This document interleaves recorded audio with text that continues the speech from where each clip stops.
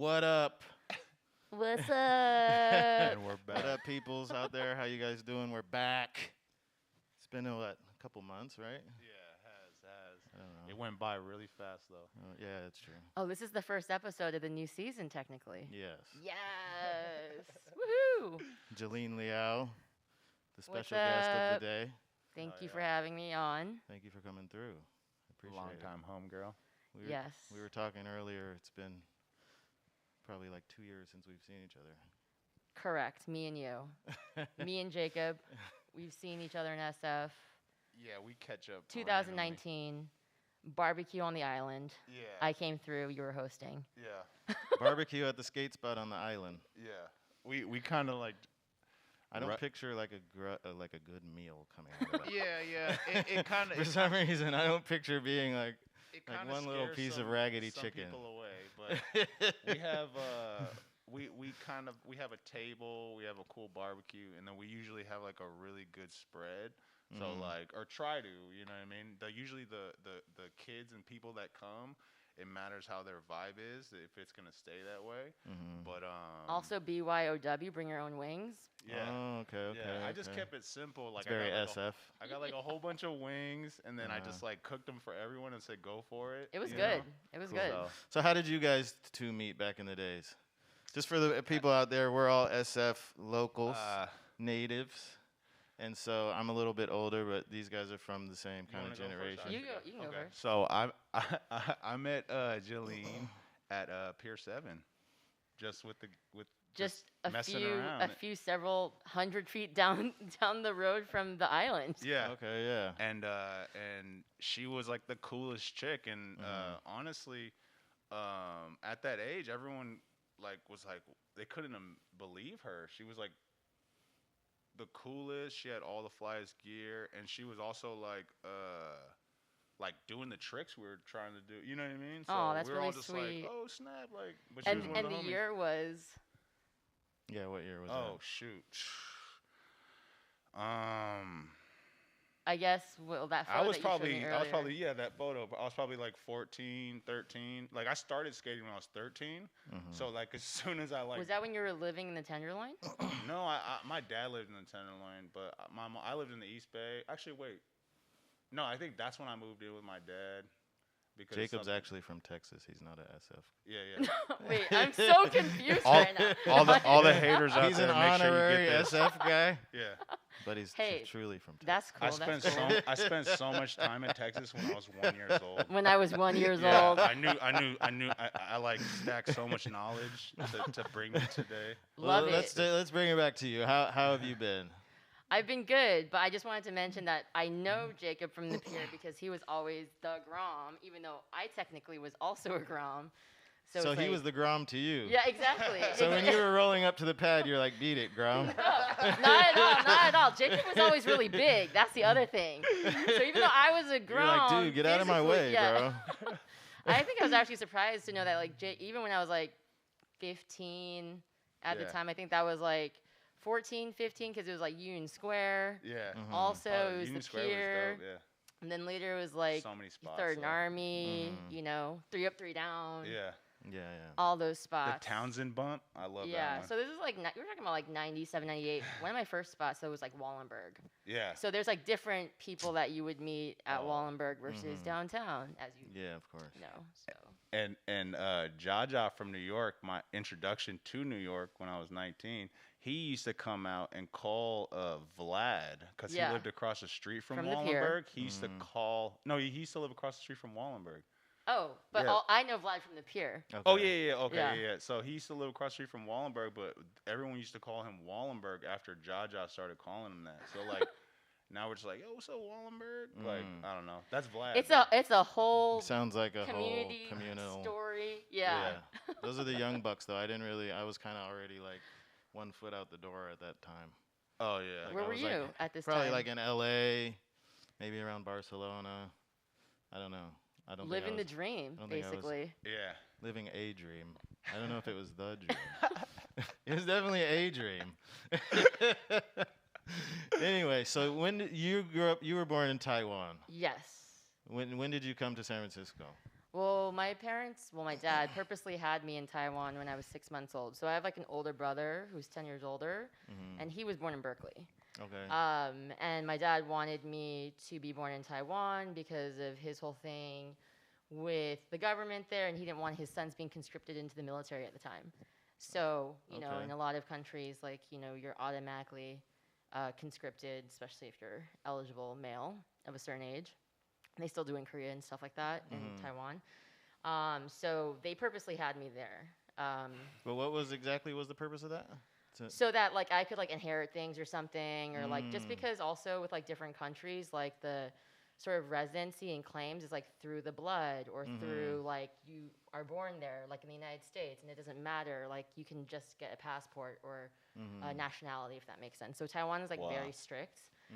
It's also there's a lot of nuances with gaining a residency. It's not automatically given to you just because you're born there. Okay.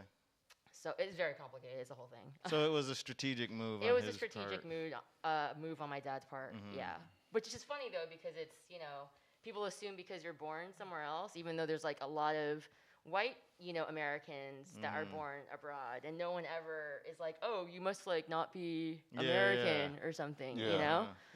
So so that's And then when did you come to how old were you when you first? 6 months old. 6 months. I got my little like vaccination thing and came into the country. Straight to SF? Yeah, straight to the SF. Richmond district? Yeah, straight to the Richmond district. Damn, 48, 48.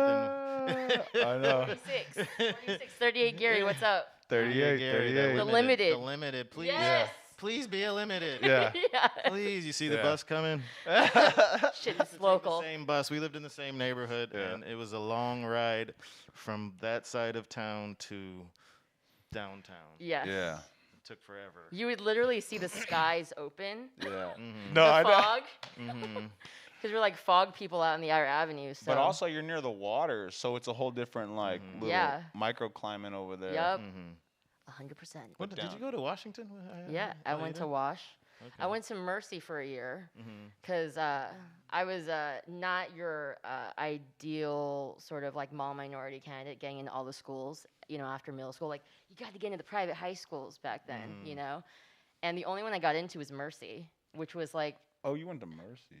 Is that in the I know, the Sunset? way he said that was like... it was across the street from Stonestown, Yeah, I know, the private girls' school. I went there for a year, and I was like, damn, this commute using the 18 to Stonestown is fucking up my trip to the Pier.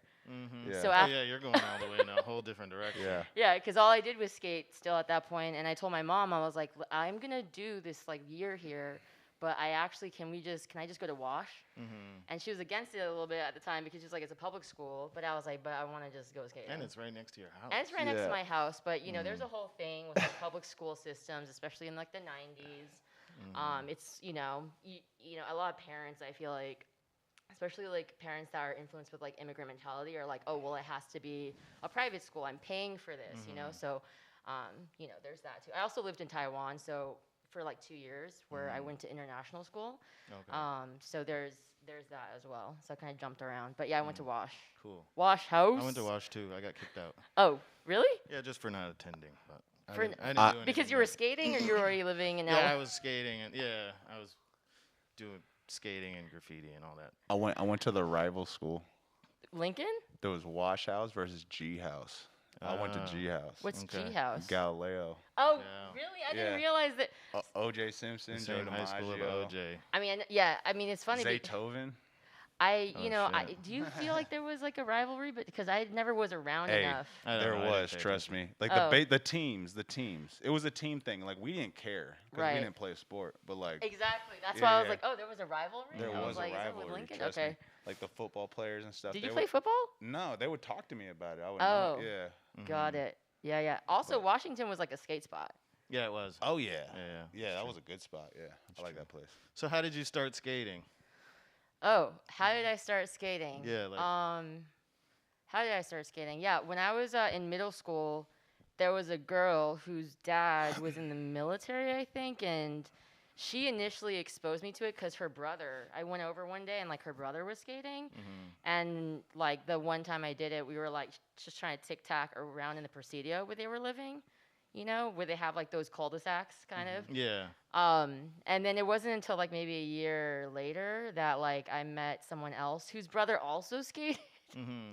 But she skated a bit, and her family members had taught her to skate, and she had like an old like 80s board, and she lived on like 32nd and Fulton, and there was like kind of like a sort of hill on her block, and that's when I started kind of just rolling down on it, and that was like in middle school. So that's how I started, I guess. So how old are you? Like, I was probably like 11, 12. I can't even remember, but something around there. That's great. do you, and then like, because I remember, like, we kind of lived in the same neighborhood. I remember my first trips to downtown seemed like a big deal. Yeah. When did you start leaving the neighborhood and going to like skate downtown? Yeah, totally. I mean, there was like a whole chapter of just, you know, driveway skating, right? And like rolling your ankles like in the privacy of your own humiliation, you know? And then when you did a trick, you're like, damn, didn't nobody see Yeah, that? no, like literally. Like maybe the mailman saw it. The beanies started. Yeah. It wasn't until I went to like a skate shop. Yeah. So I went to Purple Skunk. Oh. That was one of my first skate shops I ever went to. Because that was on Geary, next to that church school. Forget it. I know about that one from Yoshi. Oh, yeah. Yeah, he would always go there. Yeah, so that was the first one, and through there, it was like skate magazines, and like realizing that I was in the epicenter of skateboarding, which was like San Francisco, you know? That must be an interesting thing because, yeah, you're coming into something, you like it, you don't know much about it, and then you realize that the thing that you organically like, you're in the heart of it. Yeah. You're Mind-blowing. like in the heyday of Yeah, for sure. For sure. This was also around the time when like Jinkos were really big, and like I mean, you know, it was like they were trying to kind of sell me on Jinkos, and I was like kind of like, what You're is like, this? wait, what? Because like, but it was, you know, and also it was like at the skate shops, it's just like everything's like one size, like extra large. Where was Purple Skunk? That was in the avenues? Yeah, it was Yeah. in Avenues. I want to say It was like up in the 20s. Yeah, it was like 20 something in 20, Geary. like I think fifth. St. Anne's. St. Anne's School over there. But in the outer / inner avenues, it was there. But yeah, so then I found out there was a place called FTC. Oh yeah.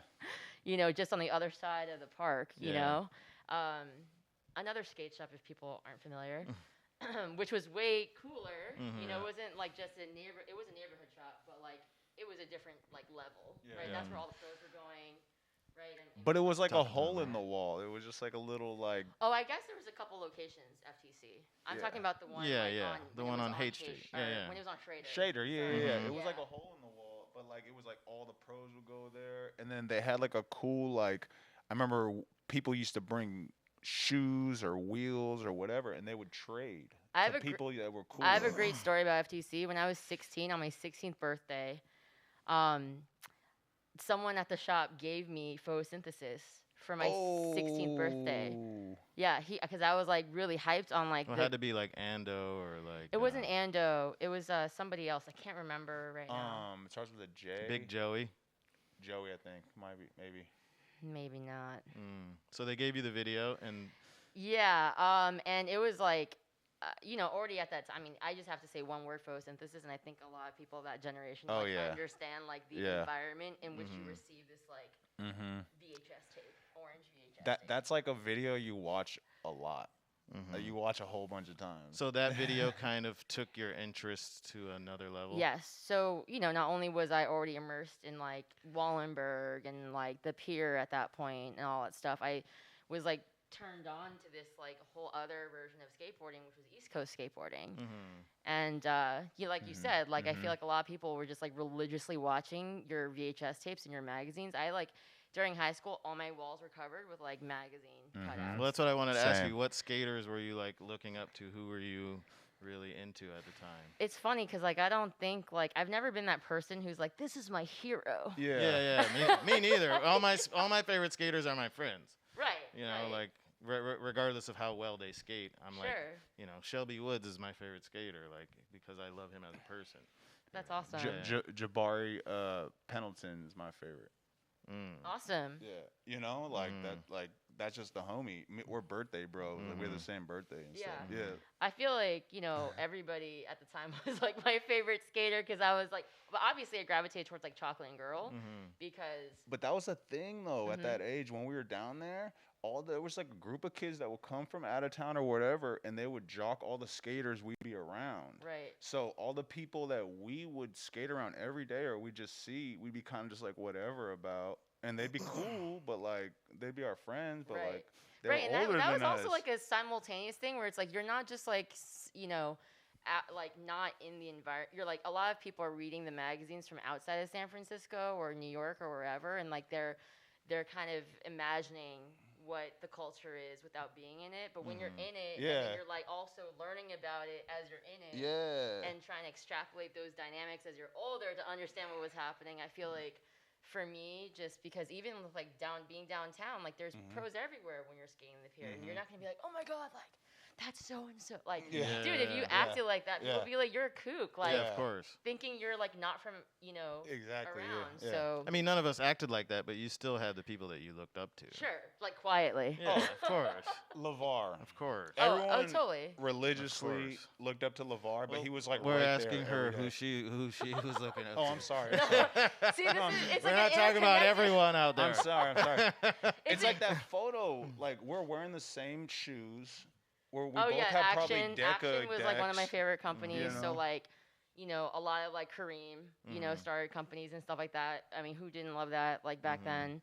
And yeah, so like LeVar obviously was a lot of people's hometown heroes, for sure. you know. Definitely. And watching him skate the ledges like every day, you know, I mean every day. I mean, I feel like every day there'd be like 4 people doing like filming lines. Yeah. And then I would just keep to like the flat ground area with like all the other kids. And that was me too. And try not to get in anyone's way. Yeah. You just said it. You said it because there was a certain period of time where it's like we weren't even that good to be like trying a line on the stage. You know what I mean? Yeah. And we'd be like, oh gosh, and then like after a while we're like, okay, cool, like we can kind of do some, but. It wasn't like them. Fools were like ripping. Yeah, exactly. It's like you had to graduate to that area. Yeah. So around this time, who were you skating with? Were there other female skaters that you were skating with? For sure. You know, kind of circling back to the Wallenberg era of things. Like I had like friends like my friend Kaya. I had like other girls at the time like Rachel, Rebecca. She was like at one point I think kind of flowed by Rookie. Also at that time it was like girl skating was like a whole other thing. It was like people that weren't necessarily like even able to land kick flips properly were getting flow. And so when I kind of, in my baby brain, I was like, oh, like you have these pros and then you have like people that are able to get flow and like not that good. So in my head, I was like, well, I actually have to be like that. Like the dudes at the pier in order to start, you know, if I wanted to ever get sponsored, if that makes sense, you know? So I feel like at that time growing up, the sort of like bar for skills was a little bit lower for women, which is like fine. I mean, you know, that's a whole discussion or whatever. I think we'll maybe get there a little bit later. Okay, yeah, sure. But to your original question, because I started to trail, but well, not friends. And I don't mean just about like were you skating with other girl skaters or just who was your crew in general? Oh yeah, I think for me a lot of people just like I was solo for a while and then like I would meet people and then like especially with other girls it was like oh you see someone on the street that has a skateboard you're like oh like you know especially with girls and so like my friend Amy later. Like I said, Kaya and like a bunch of other people too that were actually kind of separate skating wise because they like kind of skating not at the pier. Oh yeah. Or you know, because like let's just you know the pier was very male dominated, you know, and like but to me I always had my headphones, so I never even thought about it until I was like, wait, why don't they want to skate the pier with me? Like I love it down here. You know. But yeah, so there's that. I think you cling on to the group of people that you always like hang out with too down there. Like I don't know, I think you just kind of like blended in with all the homies. It's like a community center. You just show up and whoever's there is there, and then you like skate with people, and then you run from the cops, and then start it all over again. It was so interesting. Was being a pro skater something that you ever had thought about, or was it like ever a dream of yours? That's really funny. Looking back on it, I feel like I had so many experiences where I was just like adverse to like the weirdest It's I don't know. How do I explain this? Yes or no? I don't know. I mean, everybody kind of, I mean, everybody kind of would love to be like the hottest pro skater, but Right. like, I mean, I'm not Mike Carroll. Right. For me, I guess it You was know, like, like- yeah, it was like Yeah. one. It was always like one step at a time. I was like, let me just like land this kickflip. Let me just like do this. Yeah. You know, like, can I do a 360 flip? Can I ollie up the pier block, which Yeah. is like fucking this high, Mhm. you know? And even that was like a whole thing. And when I finally was able to do that, it like took me like I'm one of those people that took me like over a year to ollie. Yeah. You know what I mean? Like some Yeah. people they adapt really quick, and for me, it just always took longer. Mhm. I was never that fast at pushing and doing my tricks. Like I was no mean, Chris Sen on my skateboard, Yeah, you well, know? none of hardly any of us were. You That's got why it. that's though. why he's a Chris Ed. Yeah. So I feel like I guess for me, did I ever think, you know, I'm not really. I just Yeah. Yeah. You Like, just like thought you it was just- fun. mhm, of course. yeah. And the lifestyle that skateboarding is mostly about the lifestyle that comes Yeah. with it. Yeah. You know, it's like we all like the skating, but the community and everything else that comes with it is really what it's like mostly about. Sure. You know. Yeah. And Yeah. like I think even now, like sometimes people be like, "Oh, you have any like footage from back then or whatever?" I'm like, "Footage." I was like, Yeah. I like filming like other people who had good Yeah, footage. yeah, and, you know what I yeah. mean? Mhm. So Honestly, Yeah. you're in the background of so many clips. thank you.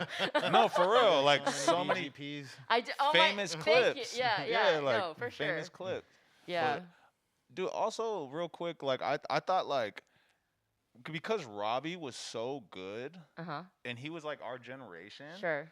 He was like the person we were like, yo, I hope he makes it. And then him not making Robbie it. Holmes. Kind of, yeah. Him not making it like we thought he was gonna make it. Well, there's more to skateboarding than the It kind of skills. messed everybody up on in like going that far. You know what I mean? So we're Interesting. just like all like, oh well, whatever. We were not gonna ever go that far anyway. So we're just gonna like do it for a hobby now. But it was like he was like the front of our like our push. I guess I don't know. Interesting. Maybe it influenced your own sort of perspective on it too, right? Yeah, kind of. I think See, it it's might have like been when we personal. talk about the Pier, it's such a collective Yeah, experience. It's yeah, hard yeah. to unscramble the egg, you know, from like Yeah, each other's stories. So I feel Mhm. that for sure. yeah. Let me ask Sorry, you. I don't want to. Stereotypically, like Asian immigrant parents are very strict on their kids, right? So when you started taking this kind of non-traditional route in life and started having like outside interests, I guess, how did they take that, or how did they feel about that? Sure. So I grew up with my mom predominantly. My Mhm. parents have been separated like most of my entire life. So already one, like the stereotype that I even have like a nuclear family, you know, is like out the door. My dad was like an artist and a self-described revolutionary. So already that is like The gonna stereotypes are the already stereotypes are already being challenged. Yeah. Uh-huh. So when I first started skating, even though they were separated, my dad encouraged me to skate actually. Oh, sick. And my mom Nice. was the one who was like, you know. Mhm. But you know, I love my mom. She's great in all these other aspects or whatever. But I think it's just like the physicality of it. But later on in life, when I got hurt, ACL injuries, all that stuff, my dad was like, "You want to end up in a wheelchair? Like, stop skating." You know? So you know, I started to agree with your mom. That's I just had that Yeah. epiphany last year. I'm like, why do I keep doing this? I'm Yeah. gonna end up in a wheelchair. you know, we'll end up somewhere, all of us. But like, how we're gonna end up is up to Yeah. us sometimes. So, So they supported you then, and you're like I everything mean, that you wanted to do. yeah, I mean, my mom, I like in high school, I had to like negotiate with her. She'll call it blackmailing, but she'd be like, "You need to take SAT classes, like prep classes." And I'd be like, "If I can go to Visalia for like the Yeah. same amount of weeks skate camp, then I'm totally down." You were know. bartering. You were like making I, deals. I was Yeah. making deals with my mom. So in terms of the stereotype, if that makes more sense, No, examples. it makes a lot of sense. Yeah. Yeah. And it's kind of dispelling some of the myths also, like, you know. But obviously there's truth in every stereotype. Sure. But there's the exceptions to the rules also. A lot of exceptions to the rules these days. For sure. Okay, so now I have a very hard-hitting question for you guys. Who was the biggest dick at Pier 7? I was like 25 minutes in. The sweat rolls off my eyebrow. Who was the biggest dick at Pier 7? Ooh. From my generation, because we were a little older, so we were like, you know, you guys were coming around. You know, there had to have been Do some. we have to name names? Shit, is it like that? I'm like You don't have to do anything. Okay, that's true. That's true. I'm just Me putting you guys first? on the spot right now. Well, I'm is trying to think, it 'cause it I'm on not the trying to scale hate of on who people. tried to focus my board to Yeah. like There's a handful. like there's assaulted a couple. like There's a couple out of like, towners? Like who's the biggest? It depends on Yeah. your perspective. Yeah, exactly. But also, I feel like at that age, people that are older than you just being aggressive or at all is just like, oh my gosh, what? Like, I don't know. Not that I'm like that. I was 14. I was so rambunctious and crazy, but like, still, like, you're still like, oh, that's a big kid, or like he's like doing that. So sometimes you kind of just stay away from folks. They might Yeah. have been a dick to someone else around you. You know what I mean? So you can judge them, but I mean, I think like I remember this one incident. I'm not gonna name names, because I actually can't even remember exactly who it was. But just like the Pier was just, very like if you are not from here, yeah. I just remember just like fights, like not yeah. even maybe not even a fight, maybe like someone just getting their ass beat, like straight up. And Yeah. I remember this dude from the Midwest. He might have even lived there for a few years already. But just like if you just fucking got in someone's way or like looked at someone wrong, like the shit would go down and be like everyone would like, Yeah. Yeah. disperse to Yeah. like avoid, Yeah. kind of getting involved. And I mean, as like a young kid, for me, like a teenager, I wasn't trying to get in like grown folks' business. Yeah, of If course. that You're makes like, that sense. doesn't have anything to do with me. I'm gonna stay over on Right. this side. Although I still Yeah. would get fucked with sometimes. Uh-huh. But that's Yeah. kind of like I feel like it's like it's like the laws of the jungle. You got to kind of adapt, and looking back on it, it was like very toxic in a lot of ways, but at the same time it was just like the world was also The very world was, complicated. The, different the place. world can be toxic. I feel like Absolutely. It wasn't our, just the Pier, obviously. our group so. of kids kind of were probably pretty mean. You know what I mean to the other kids. Like, Sure. I mean, you know, everybody. like- When I think about our generation or growing up, we were all mean to each other. yeah, We wouldn't give each other, even my friends, we wouldn't even give each other $1. Like, yeah. That's you so know? mean. Yeah. Wait. like I wonder if kids these days are more generous with their friends. I You think know, they are. I think back they in the are. days, it'd be like, you Yeah. owe me 50 cents. I'm gonna kick your ass. Well, Exactly. I I've mean- been in fights with my friends about Yeah. like money I lent them I that they still haven't literally- paid me back I yet. live by Blue Park in Brooklyn, and like I Uh-huh. literally walked by the other day on Sunday, and it was like teeming with people. Mhm. Like Yeah. it was like mad people, It's and super popular. and there just now. even now, I think about that being able to happen would have not been able. I mean, given Oh, it's a yeah. lot bigger. Oh, exactly. But yeah. it like the Pier was never teaming Yeah. with like people that you didn't recognize Yeah, or yeah. know, if that I makes just sense. skated there you know? recently. Yeah. And it's a whole different like scenario. Mhm. Like actually check out my interview too in Juxtapose. Okay, I cool. talk about it. I talk about the Pier Awesome. like being but Yeah, but I just think it's just like the contrast, I guess, of like nowadays, like newer generations and the Mhm. social aspects of that, it's just different, you know? Yeah. But I Yeah. was never a dick to you guys, right? Not to my memory. honestly, I would just see That's the only thing that matters. You were one of the people that were like older that just kind of like I saw. You from know a who was a dick distance. to me actually is Reyes. I love Reyes. Me and Reyes Jamie are Reyes? homies. Jamie Oh, Reyes. yeah? Yeah. She was like, "What's up, kid?" But no, it's all love. I love Jamie. And she. Yeah, you actually guys is are super someone- close, right? She is someone actually. She's actually someone I looked up to skating wise. Mhm. Because at first when you asked me earlier, I was just thinking of dudes.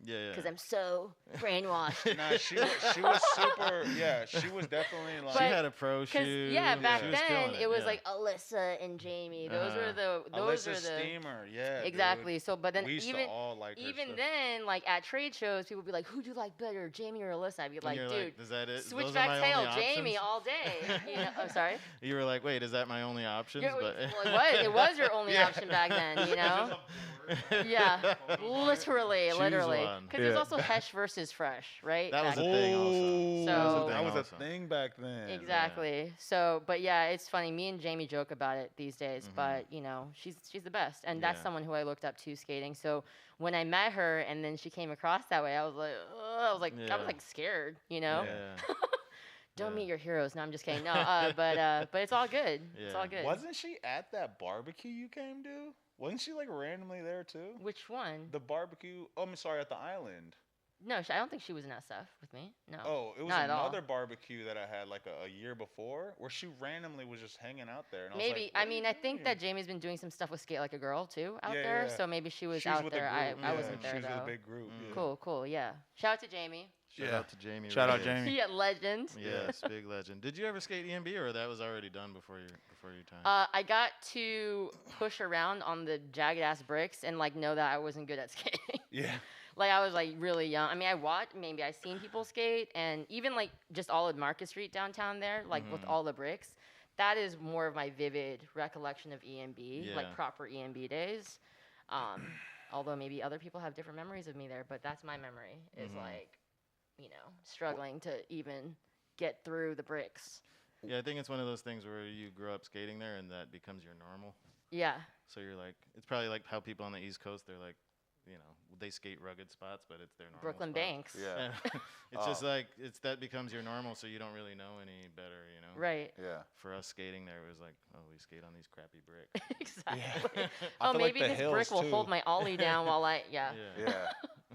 For sure. Yeah, that's cool. Oh. And then, sorry, go ahead. Now I was thinking like, what is like, because we should go from the pier to Union Square. Yeah. So what was the lineup of spots we would hit? There was so many spots. there was, like- on the way there on Market Street. Sorry. Oh yeah. No. You know what I'm talking about? There. Yeah. I mean, it depends. Like, well, I feel like Union Square at a point was like the nighttime spot, right? Yeah, Because it was yeah. lit up, and it was next It to. was the hangout. and it was next to the 38. That's true. that was true. the Shout that out was to the the last 38. spot. Main That was the last library spot. was The like a library. big spot too. Yeah. So I have to like. But sometimes fix it this. didn't go that far. It just Yeah, like, no, yeah. I mean, because it it was a little ended up further there. down, but I loved like skating Union Square. I loved people watching at Oh, Union yeah. Square. That was the best. Yeah, it was the best. It was really good. But I don't remember really. I think it was like. It I was mean, like there's obviously statue hubba, but I wasn't ledges. skating hubba. I was like watching people skate hubba, or like Yeah, I wasn't skating hubba either. yeah. No, it was like. I know slid hubba. That's all you had to do. I did too.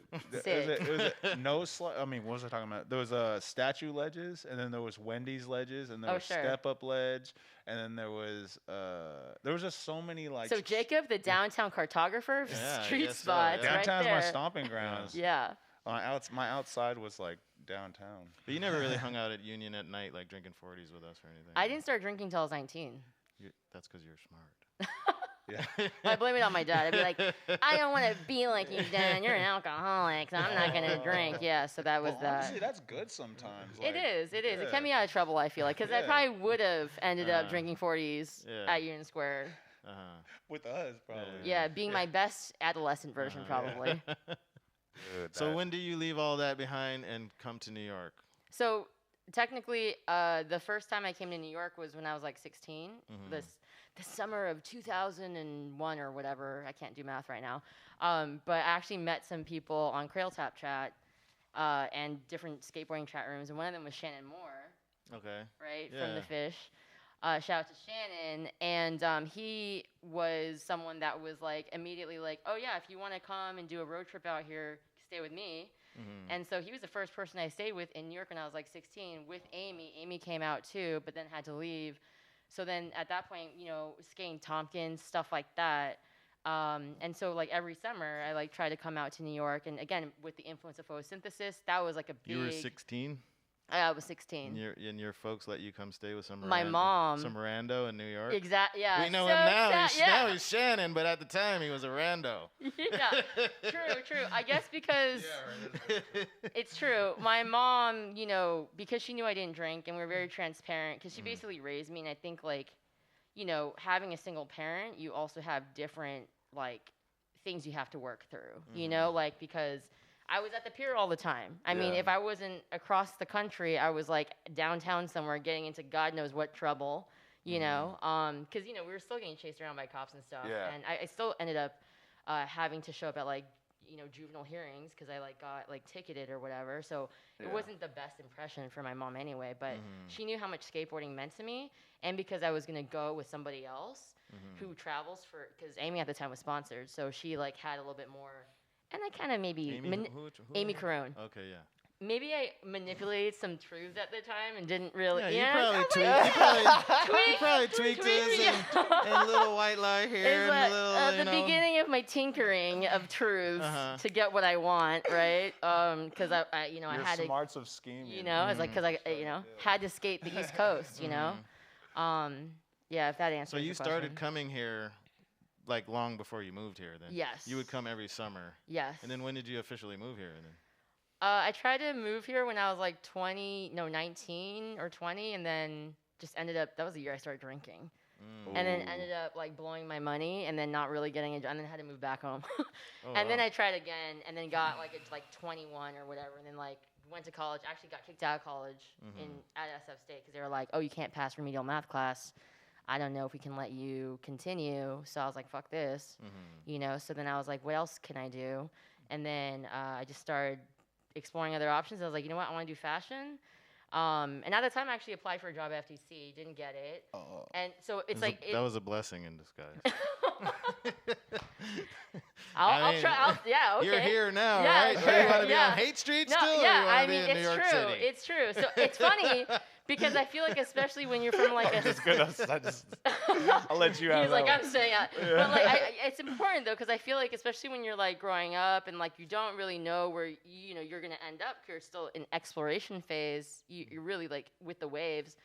Like I had this decision. I was like, either gonna work on Haight Street, either doing retail vintage, which is what I ended up doing because I didn't get that job at FTC, and then it furthered my like interest in fashion. And then a year later, I was like, you know what, I want to move to New York because that's like where the industry is.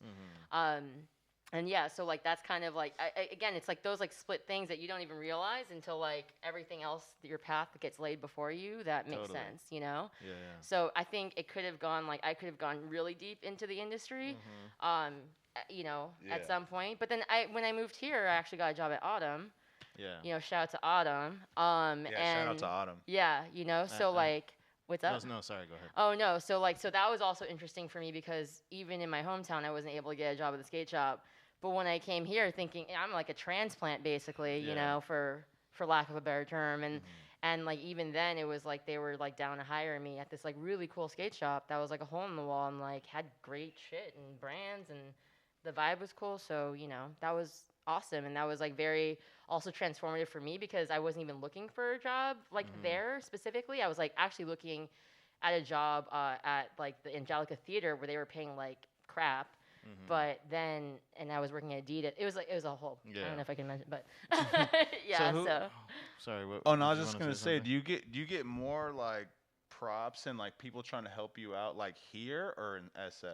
What do you mean? Like as in like I felt like as I started coming here more, people would like notice and give me recognition or give me certain like jobs or something. But I feel like back in SF, it was more like everyone like, nah, they won't tell you about something or like they're not trying to like. Yeah, it is. Yeah, there is more. something. I think like California has like a very specific culture. I don't know.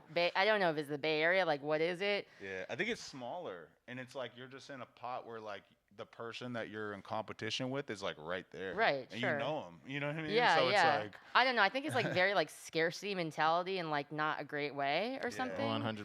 Yeah. Yeah, and then like in New York, I feel like even like locals, they're just like they're just like so much more open and like they get a bad rap sometimes, but like I even humor wise, I sort of relate.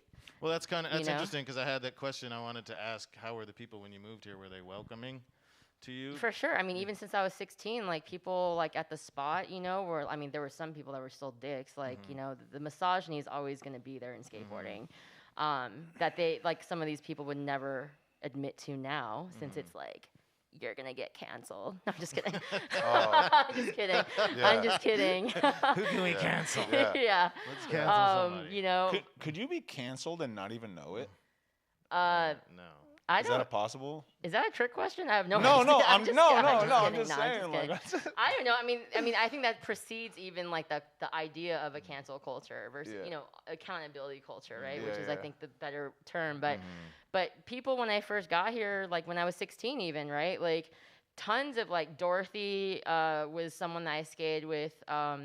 KCDC was around at the time too. So, there's like a whole ecosystem of different kinds of, like Lauren Malika I met, like, there was so many like rookie era type skaters, that unfortunately kind of get erased in the sort of like, kind of concentration of like what we see defining women skateboarding or whatever now. But I feel like I was very lucky to experience like the whole scrambled egg of it. Yeah. All kinds of people. And New York has a lot of strong characters, but I feel like your character is just as strong. So when you came here, you can kind of like, easily just fit in to the vibe. You kind of bring SF kind of has the same kind of vibe as a New York vibe. You know what I mean? Yeah. Like we're strong personalities as well. Yeah, and I think generationally too. Like back in the day, the humility factor is a big thing. Like people from out of town would try to act like way too. Way too hot, or like trying to own the place, or like trying to like just weird stuff. Whereas like I feel like if you kind of you're just yourself, I think people smell that from like a mile away. And you're not there to sort of cause drama. Like that's always been my mentality too about New York. Like I love this place, that's why I want to live here, but I don't want to show up and be like, yeah, this is my place, this is where I'm from. Right. Like, I'm not from here. Like this ain't me. Like I think for a minute though, there was like people from SF were kind of getting a bad rap that were like living in New York. It was like, like being like assholes or being like way too on their shit or whatever. Like there was a particular window where I felt that. Yeah, I think I missed that one. But then, I think especially with the pandemic and everything, I think it's really like humbled a lot of populations globally. So, Yeah. So you moved here and you started working at Autumn. And who was the manager? Was Paul Gar the manager at that time? No, it was when it was Jeremy Wheeland, who does Exit Skate Shop now, and Dave Mims owned it, and his wife. So yeah, and they were on East Second first. So when I first started coming here, it was like Ted Barrow worked there, and Oscar, I think, and like oh my God, what's that one dude's name from Texas? I think he was from Texas. Tall dude. Anthony Correa? No. Shit, I can't. Like people watching that might know, probably like shouting the name right now. RB's from Texas. Okay, yeah, no, tall white dude, with kind of a tooth. I have no idea. I don't know. All love because I have a tooth too. You can't see it right now. But yeah, but I worked there when it was on East 9th. Okay. Yeah. Right next to Tompkins. Right next to Tompkins, exactly. So I think they just opened a FA store, like. Exactly. Yeah. I think. Yeah. Beatrice was just telling me that the other day. Yeah. That's great. What was your daily routine then, like in those days? You just living here. You're working at Autumn, like. In those days when I was I was subletting a hole in the wall like spot on East 7th and like Avenue B or something. It was literally you had to like open cupboard doors to like access it, and I like moved here with like a big ass Chinatown bag and like I got like a TV that I thought was a flat screen, but I misread like the caption like on the site, and it was actually like a regular TV just with like a flatter screen. The screen was flat with a big thing in the back. The screen is flat. Purchase They fail. do get you, dude. Yeah. They'll try to get you. So that's and then actually Scotty Schwartz, he actually helped me build like a lofted bed so I could like fit my big ass TV and my Chinatown bag underneath. So in terms of even hospitality, like it was so wonderful and nice of him to help me build that lofted bed. But during that time, it was just like drinking, skating, going to work. Recording like videos on my camcorder. Just Tompkins from time to time. Yeah. Well, not all the time. Tompkins was all the time. Yeah. That was the dream or a dream, right? Like just chilling at Tompkins. Yeah. It's kind of like the new Pier in my head, right? Did you ever skate the back of Union Square? Which Union Square? Of the Union Square out here. Yeah, for sure. When I started coming out here, that was like huge. Yeah. Well, because any kind of smooth flat ground was coveted. Totally. For me, Very true. Very true. Yeah. So you're in New York, you're doing all these things, you kind of got the skater lifestyle. But something that I find fascinating is then you switch it up and you start interning at the shoe company and you learn how to make shoes by hand. Right. Yeah. What was that? So how does that transition, and that whole thing is just fascinating to me, and I admire that. Thanks. As well. It's for one that you did learned how to do something that's obviously, I think, very difficult. But for two, you had the wherewithal to be like, okay, this is fun. Let me see what else I can do. Sure. Yeah. So basically, at the time when I had moved out here, like I was mentioning earlier, like I was interested in the fashion industry in San Francisco. It was just like mad granola at the time, or it was just like skateboard clothes, you know. And I didn't really see like anything compel me to influence skateboarding clothes or something at the time.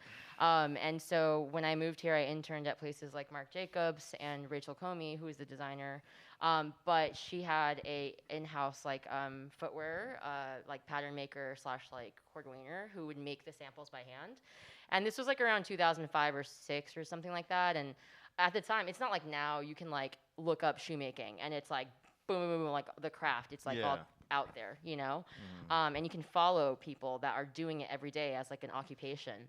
You know, back then it was like that was my inside, like. And coming from a background in skateboarding where everything is like sneakers, like mass-produced sneakers, things like that, typically produced abroad, not domestically, it really opened my eyes into like the idea of even like cottage manufacturing. So like in other countries like Italy or China even, it's like they have manufacturers that make all kinds of stuff down the street. You know, and like your homies are employed there or like whatever, you know, it's like it's so integrated into the immediate community. So when I met this woman who was like making the shoes by hand, it really blew my mind because I was like, whoa, it doesn't like go into like an oven and then come out the other side like a fucking sneaker. You know what I mean? Like that was like as a consumer, as an American consumer, that was like the way my brain kind of, you know, perceive the process to be. So that in itself was like, oh my God, like she's measuring everything out. Each one is like a different last. It's like even like our feet are like different measurements from each other, you know? And so that kind of really like initiated my like curiosity, going beyond ready-to-wear women's wear to like footwear as a craft, which is a whole different ballgame. Totally. A book, you know, there's a lot of books on like famous designers and leadership within like, you know, very famous like shoe companies, which I don't even know if I can like mention. Here. Sure, you can mention whatever you'd like. But yeah, like Phil Knight, Shoe Dog is a great book, and like I really recommend it because it's about the culture of manufacturing since World War II in the United States to like now. So you know they have similar books about McDonald's and like how that started and like all these like corporate companies and stuff. But during that time, getting back to it. I was like, wow, like I really want to see what this is about. It's totally separate from like clothing and garment and apparel. So then I started learning how to make shoes by hand. And at the time I just moved here, so I couldn't go to FIT at like local tuition. So I was like, I'm gonna check out the FIT teacher that moonlights at the Jewish Community Center. Emily Putterman, shout out to Emily Putterman. Make a way. Yeah. So then like I started taking classes with her at the Jewish Community Center. Oh wow! So you kind of got an FIT type education without going having to go to right, wow. just to see if I liked it, you know, just to see if it was something that, because even the way she taught it was like her version of it, right? There are no hard and fast, and this is similar to skateboarding. It's like hard and fast rules about how you learn something is like not for anyone to just tell you or be like, no, you have a certificate and like backside flips, right? like you know what I mean? So like for me, like the openness of the culture was also really cool, you know? And then after that, I was like, you know what? I want to take it to the next level. I actually want to go to England to the London College of Fashion, cordwainers, where they actually have a program dedicated to people that are, you know, like to the Jimmy Choos, you know, that like, you know, want to get to that level of craft. And so I went there. But, okay, at the time, 2007 or 8, the pound was like it was $2 to a pound. Yeah. And so I could only take their like summer intensive because I was like, I'm not gonna like go in further debt it didn't make sense, right? It's just like at every turn, it's like kind of a cost prohibitive thing that like kind of just had me like this, which is, you know, well, it seems like you navigated it pretty well. Yeah. And then so like from there, I came back to the States because I was like, all right, I did a summer, I loved it, and now I was like, my alternative is to like look for a local manufacturer to work for, and you know, just apprentice or something, you know, and then see if I like it still. And then that I started apprenticing for E. Vogel's, which was at the time next to opening ceremony. They're like maybe even 4th or 5th generation shoemakers over there, but they moved to the Brooklyn Navy Yard like a few years ago. But I walked in there with like my little certificate from like Cordwainers, and I was like, can I apprentice with somebody? You know, and I brought like some handmade pair of shoes, and he was like, you know what I mean? And it was like, at the time, it was like, you know, he probably was like not, you know, overwhelmed with people trying to do that. And this was at the same time I was working at Autumn and stuff like that, and also helping with like Szechuan too, which was Tino and the Razzo's thing. Oh, I didn't even know about that. Yeah, this little screen shop in the back of the Autumn Bowl. Okay. Juggling many jobs, which I think is like, you know, true for a lot of people in New York, you know, always. Yeah. But yeah, so then I got a role apprenticing at a shoe manufacturer as well as a bag and belt manufacturer in Dumbo. That has me. Oh, so not the place, not the. Is that what was the what was it? E. Vogel's is a shoe place, Was and it then there was there? another place. So E. Vogel said no. They said yes. Oh, they Sorry. did? Yeah. Okay. So then I was there learning under David, who's from Bolivia. Shout out to David. He's not going to be seeing this, but Shout but out to you he anyway. taught me like his way, his style of making shoes by hand and repairing shoes and I stuff. have a movie scene playing out in my mind as you're describing this. It's like the kid who goes into the shop with the old grouchy man, and he's like, "Beat it, kid." Yeah, exactly. And then you're like, Yeah. "I'm gonna be persistent," and then you come back the next day, and Yeah, then you come back the next day, and then finally he's like, "All right, Yeah, exactly. Yeah. I'll give you a shot." Jack was cool. Jack from Vogels was cool about it. And then, you know, I was only there like 2 or 3 days a week, and with like David, because you know you're not trying to like be the Grom, right? Like fucking up the line and here, you know what I mean? But you know, I learned a lot, and it was cool because when I had come back from London, I was like, oh well, like they measure everything like to the millimeter. And, I was like, and he's like, nah. He's like, this is how we do it here, and this, you know. So it was also like really interesting to learn different schools. That's what I was gonna say. 2 different techniques. It's totally valid. It's valid. It's valuable. and valid, Exactly. Which I think it's like a thing that can be applied to so many things. You know. With all of this, the culmination which led to you starting your own shoe brand. Yeah. Onto. Yeah.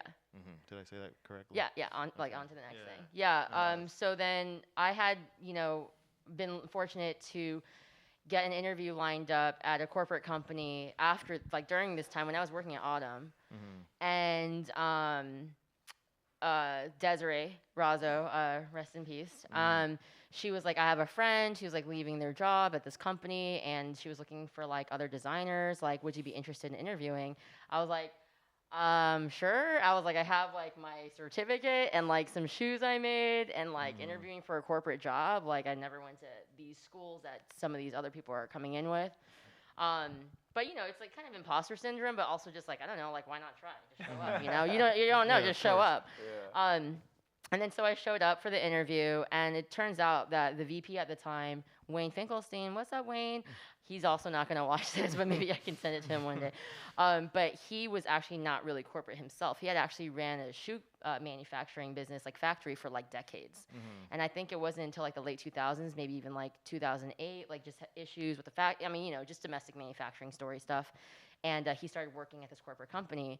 And he loved my shoes. He actually kind of loved that I didn't go to school for it, and I was working in a factory He's right impressed. now. Sorry? It's impressive. He was Thanks. impressed. Yeah. He was like, oh my God, these shoes, it could be at Barney's. Like, they don't have a, you know, a toe box. These are great. Like, the leather, you know, he's like, you stitch these all? And I was like, yeah, like, you know, and stitching leather is like no small feat. You know, you go off a little bit, and you've already, you know, damaged the leather. So there's, you know, a lot of appreciation for people that do it, you know, to like know what goes into like the process of everything from making the pattern by hand to lasting it with like nails, or to gluing it, to like letting it set. Like there's a whole thing around it. And so it just turns out that he was not of this sort of like corporate mind where he also didn't know about shoes. He was like a shoe dog. Yeah. He's like literally what they call a shoe dog, which I think is like parallel to like skate shit, because like, you know, it's like it is a like very he's male a shoe dominant guru. Exactly. He knows everything about shoes. Yeah, exactly. So I basically, he was like, you know, so and so, they have to interview a couple other candidates first, but like, you know, I loved meeting you. It'd be great to have you join and all that stuff. So I was like, all right, well, nice to meet you. And then a week later, I got a call back and like, yeah, you're going to China next week, so let's do this. And I was like, I told my mom, I was like, I'm treating this like my graduate degree. Yeah. You know? So for the next 3 years, I worked at corporate, just like thrown into the deep end, which I can't swim, so it's also a funny sort of euphemism that doesn't really make sense for me because I'm not good at swimming. But I figure it out, you know. But then you learn to swim somehow, a little bit. Yeah. With a floater. Well, you're not gonna sink. I'm not gonna sink, exactly. So You're that's still here. Yeah. So then that is what gave me my confidence to then, after I left the company, to then transition into my own thing, which is a whole other story in terms of like, oh yeah, I've like done it at corporate. I can totally do this myself, you know? Like, no, dude. Like, there's it depends on like, you know, again, like the foundations of your like new business. It's like, I mean, it's, you know, filled with classes and materials, entrepreneurship. So it's a different story. But yeah, that's kind of what led me to start my own company. Cool. Is Onto still going? So I guess this is like the formal. Yeah, it's not.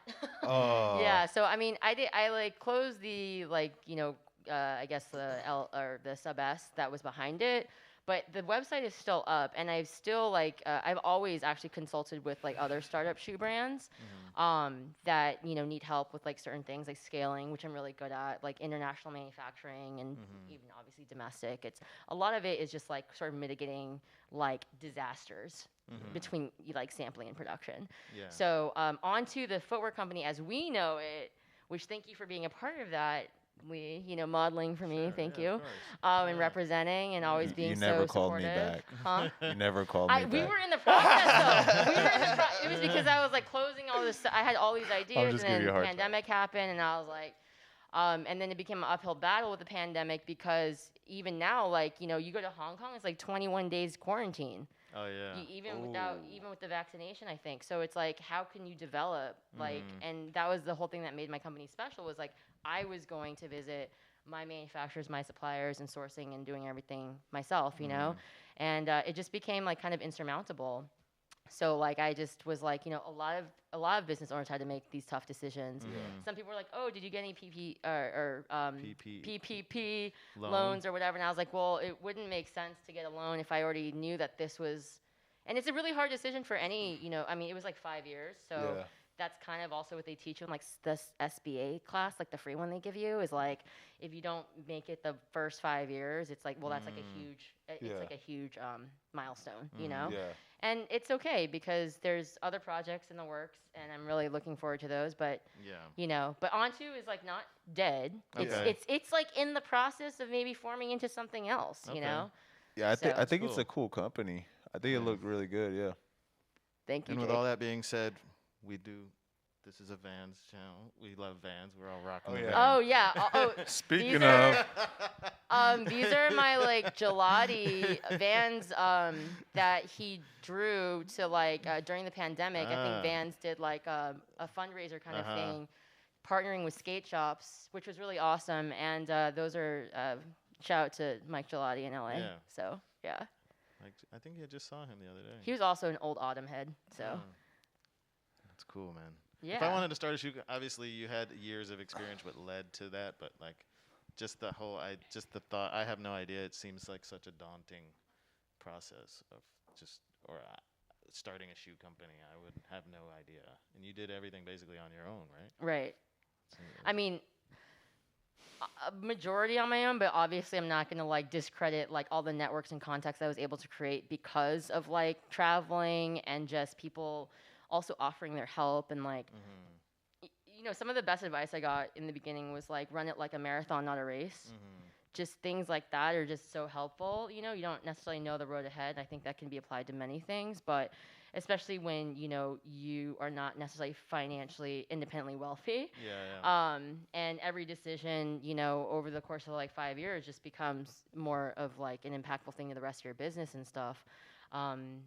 Like my mom's helped me, you know, she's done so much, and people along the way that I've hired to do like projects and stuff like that have been super like invaluable to like even the identity of what I set out exploring, but then ended up being like, oh, like this is how people are receiving it, or like this is working, this is not working, or like, you know what I mean? So even like the stuff with like Onto as a brand, like at first, you know, people were like, well, this is kind of influenced by skating, but like no shoe would ever be like $200. And I'm like, well, fair point. Speaking of, I mean, Right. maybe. Speaking of, so that's a whole conversation. But at the same time, it's like when you're not in an industry, you don't know what markups are when you're small volume versus mass volume. It's gonna be more expensive, and if you're using better materials and exploring like different kinds of combinations and things, it's going to cost a little bit more to sample and hence produce. And then you ship it, right? So over from wherever. And now if you look at the pandemic and how it's influenced, like even like these shipping containers and like it's just, we have like a bottleneck right now of even supply and demand of just even bicycle parts or something right now. Even skateboards. Skateboards are like scarce. Exactly. So I was looking for a set of soft wheels last year and like couldn't find any, the ones that I wanted in like the smaller size.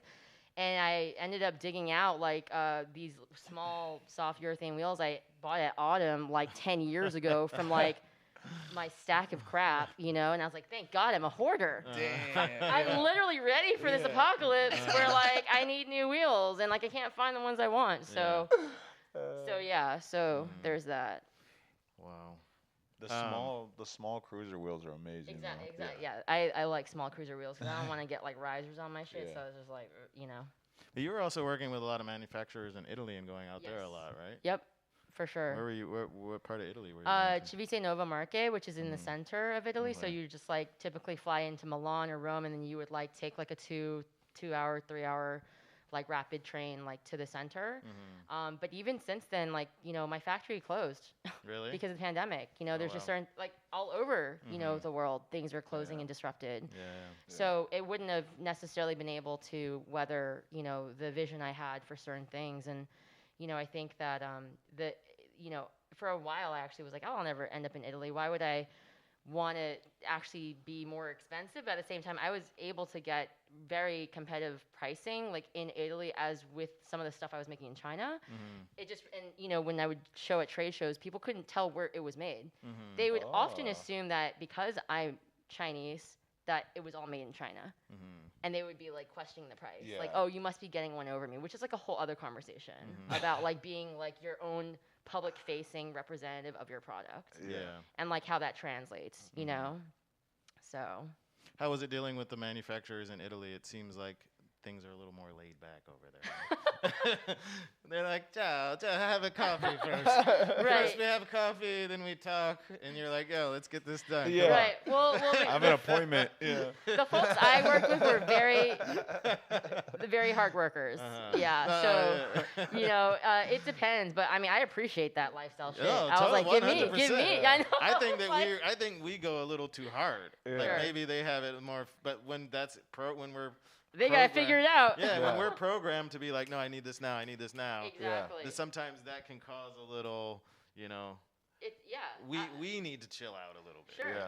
Yeah, I mean, for me, because I was a smaller brand, it was like I didn't have to produce like a billion things on a line sheet, immediately for this deadline for like this show, and like now with like direct to customer, people are gonna have more flexible like deadlines. You know what I mean? And I think that helps, especially if you're trying to build a culture at a company that is a little bit more inclusive and recognizes those differences, cultural differences as well. Not everyone wants to like break their back making shoes for you, and that's okay. Exactly. Or like lose their minds because like a supplier sent the wrong leather and now you got to figure it out, and no one caught it or something. So so there's like it's all a learning curve. I like really love that, feel grateful that I was able to spend the last 5 years exploring this thing I love, in addition to skateboarding, in such a worldly accessible, because now look at like You even gotta see go so somewhere. many different parts of it. Yeah, I got to explore so many different parts of Italy and just like challenge my own misconceptions of it too. Weren't you thinking about living in Europe for a while? Fuck yeah. Still am. Yeah. I think the dream would be like kind of being bouncing between like SF, New York, and like somewhere in Europe or I've even been Mexico. trying to do that for I don't like know. 15 years already. There you go. But you kind of did it. I kind of pulled it off a little bit. Yeah. You That's kind of Still live working on there. it. Still working on it. That's all. Yeah, still working. Yeah, that's still open. So who knows the future, right? But yeah. That's cool. Is being in the shoe business something you want to continue to do? Yes. Well, at like first, you kind of said, it's not over. it's not. So at first, because of the pandemic, I actually started to work a bunch of other jobs. I started working on set more recently as a COVID compliance officer, and also doing some coordinating in the production realm. I'm actually at work right now, but they let me dip out for like an hour. What? So Shout out to your boss. yeah, but they're cool. They're cool. Yeah. But I'm actually starting something new Okay. in the coming months, which once that comes out a little bit more, like maybe I'll be able to share, on different channels or whatever. But I actually thought that I wasn't going to be doing footwear as much as I was before, because this is like a whole other reality now that we have. And then, now there's another opportunity to do something with shoes, so I'm going to follow it, and that's happening. So it's not my thing, but it's not like on tutu or anything. It's just it's something else. So You'll still be working with shoes and stuff. yes. That's Cool. great. Yeah. That's great. I'm happy to hear that. Thank you. Yeah. Got to keep the skillet hot. See, we'll see where the universe pulls us, right? We can't control where we get pulled, Totally. When the opportunity arises, I think it's a bit about being lucky, sure, and like and sometimes you just know people, and like that is true sometimes, but also being prepared, Totally. So I want to talk about the panels that you do. oh, I made a okay. mistake. I need to charge my computer for a second. So you guys chop it up for a minute. Okay. Yeah. So I'm getting hot. yeah. Is there any water back there? Yeah, maybe.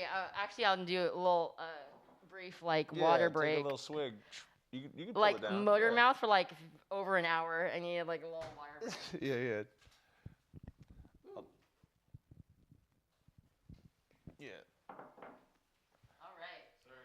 No, you're. No, oh yeah, thanks. I'm not used to all the hot lights. Yeah. No, it's good. It's good. It's good.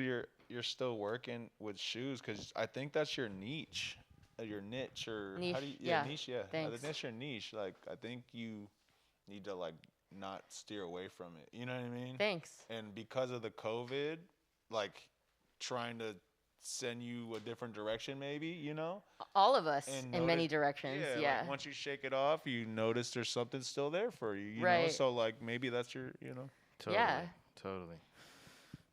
Cool, man. Yeah. Welcome back. That didn't take as long as That was I a thought. commercial break. That was a That was commercial gonna be break. a lot longer. What a great co-host. He had you in the clutch right there. Wepa. So back to so at some point in time, you're like, you know what? I want to do something. Like I guess this is the theme of your. You're like, get to a point and you're like, this is cool. What else can I do, right? So you're like, let's do some panels and talk about real shit within our culture, within skateboarding. So you started doing the panel discussions. Yeah. When did you start? How did that come about? So the panel discussion was definitely part of my path with Onto, because the sort of critique sometimes I heard was like, well, if this is about skateboarding and it's like price inaccessible or whatever, and then even though I never said it was a skate brand, it was like, how do you talk about your identity without having to like fall into these like oversimplified expectations and boxes that people want you in, So to be influenced by skateboarding, it needs to be a skate shoe that's like, whatever. Like, yeah, for some brands, that's what it is. For other brands like mine, that's just what wasn't in the cards, Yeah. because of my situation. So like, I was like, you know what? How do I talk about what my brand is influenced by? And for me, it didn't make sense to like talk about it just as a single person.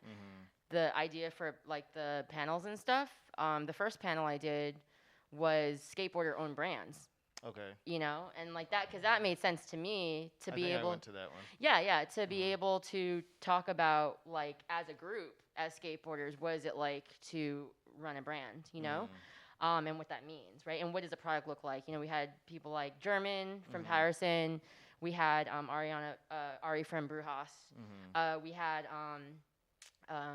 oh my gosh, I can't Was think right Spencer now. on that one? Yeah, Spencer was on, exactly. Yeah, with El Senor. And then we had like Seth Roscoe with like the bikes and stuff that he did. And oh my gosh, I'm like so embarrassed. I can't remember.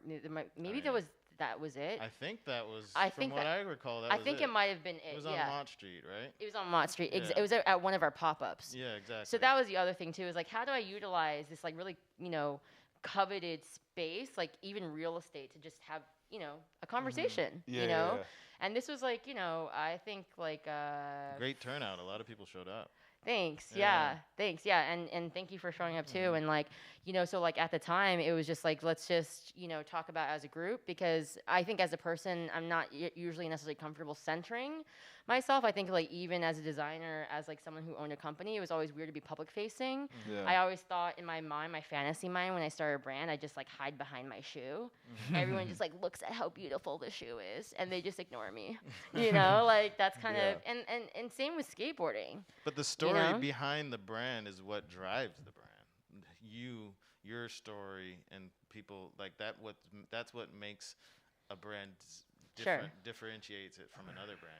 Sure. And your story is very organic and real and like. Super Thanks. Yeah, and I think like sometimes in our growing processes, we're also like trying to figure out the confidence in our stories and sharing those stories, how we share those stories, and just.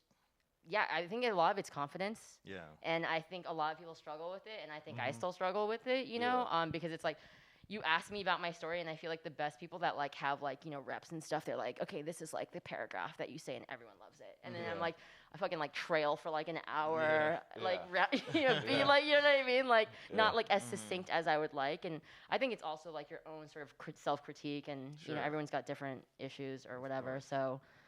It would probably eat you up just thinking about like while you're trying to talk to a whole group of people, like what they're thinking about what you're saying. Right. And so to me, it was really, it's like this, like even like the panels I was doing, that first one, it was a bunch of people that knew each other or familiar with each other, and talking about different things that related to, again, skateboarding owned businesses. And then later evolved into like women in skateboarding. Yeah, how many did you do? Nice. I think like 4 or 5. So it was, first one was business owners in skateboarding, then it went to women in skateboarding. Yeah, and we did like 2 of those, I think. And then we were invited to Performa 17 in 2017, which is like the sort of like performance arts. It was like the same time Barbara Kruger had, you know who Barbara Kruger is. She's the artist that's behind like the. She did the Supreme. Supreme stole her or whatever. So it's a whole thing, but that whole. This was coinciding with like the LES park and stuff like that, where they had like on sides of buses, like her iconic art and imagery and stuff, and also just like "Don't Be a Jerk." That was like a bit. There was a performance. Her first performance that was billed was like in the pop-up at Performa, and we had a panel in there as well. But it was like a fake skate shop. It was called The Drop, and actually me and like some other people worked the fake skate shop, and people could just come in and like buy like boards and stuff that said "Don't be a jerk" and like other stuff. Oh, nice. And I want one of those. Yeah. What's up? Yeah. They're selling them right now. Yeah, not everything's for sale, Jacob. No, just kidding. So that was really interesting to be a part of that, like, sort of like larger conversation. And then so we had a panel there, with a couple of pro skaters and not pro skaters. And they're all online still. It's kind of on heavydiscussion.com there. And then it evolved into like, there's a whole other thing where I was in Taiwan within the last 2 years taking care of my dad, who's terminally ill. Once he passed, I went to San Francisco, but I also re-injured my other ACL. And because I had been planning to do a racism and skateboarding panel, but like I was physically so injured and fucked up, like my shit was massive, and like I was like, I don't know if I can like haul my ass after everything I just went through. Haul my ass to New York, and then that was the last time I saw you, actually. Yeah, Amy at KCDC was like, yeah, you can use the space, who also like carries Onto still, and like we had the space set up in there, and I managed to have like hosted this little conversation. That just came in time, I guess, for skateboarding's, reckoning. Yeah. In 2020. I was I was a little, after I left that one, because I was on the panel, obviously you know that. Yes.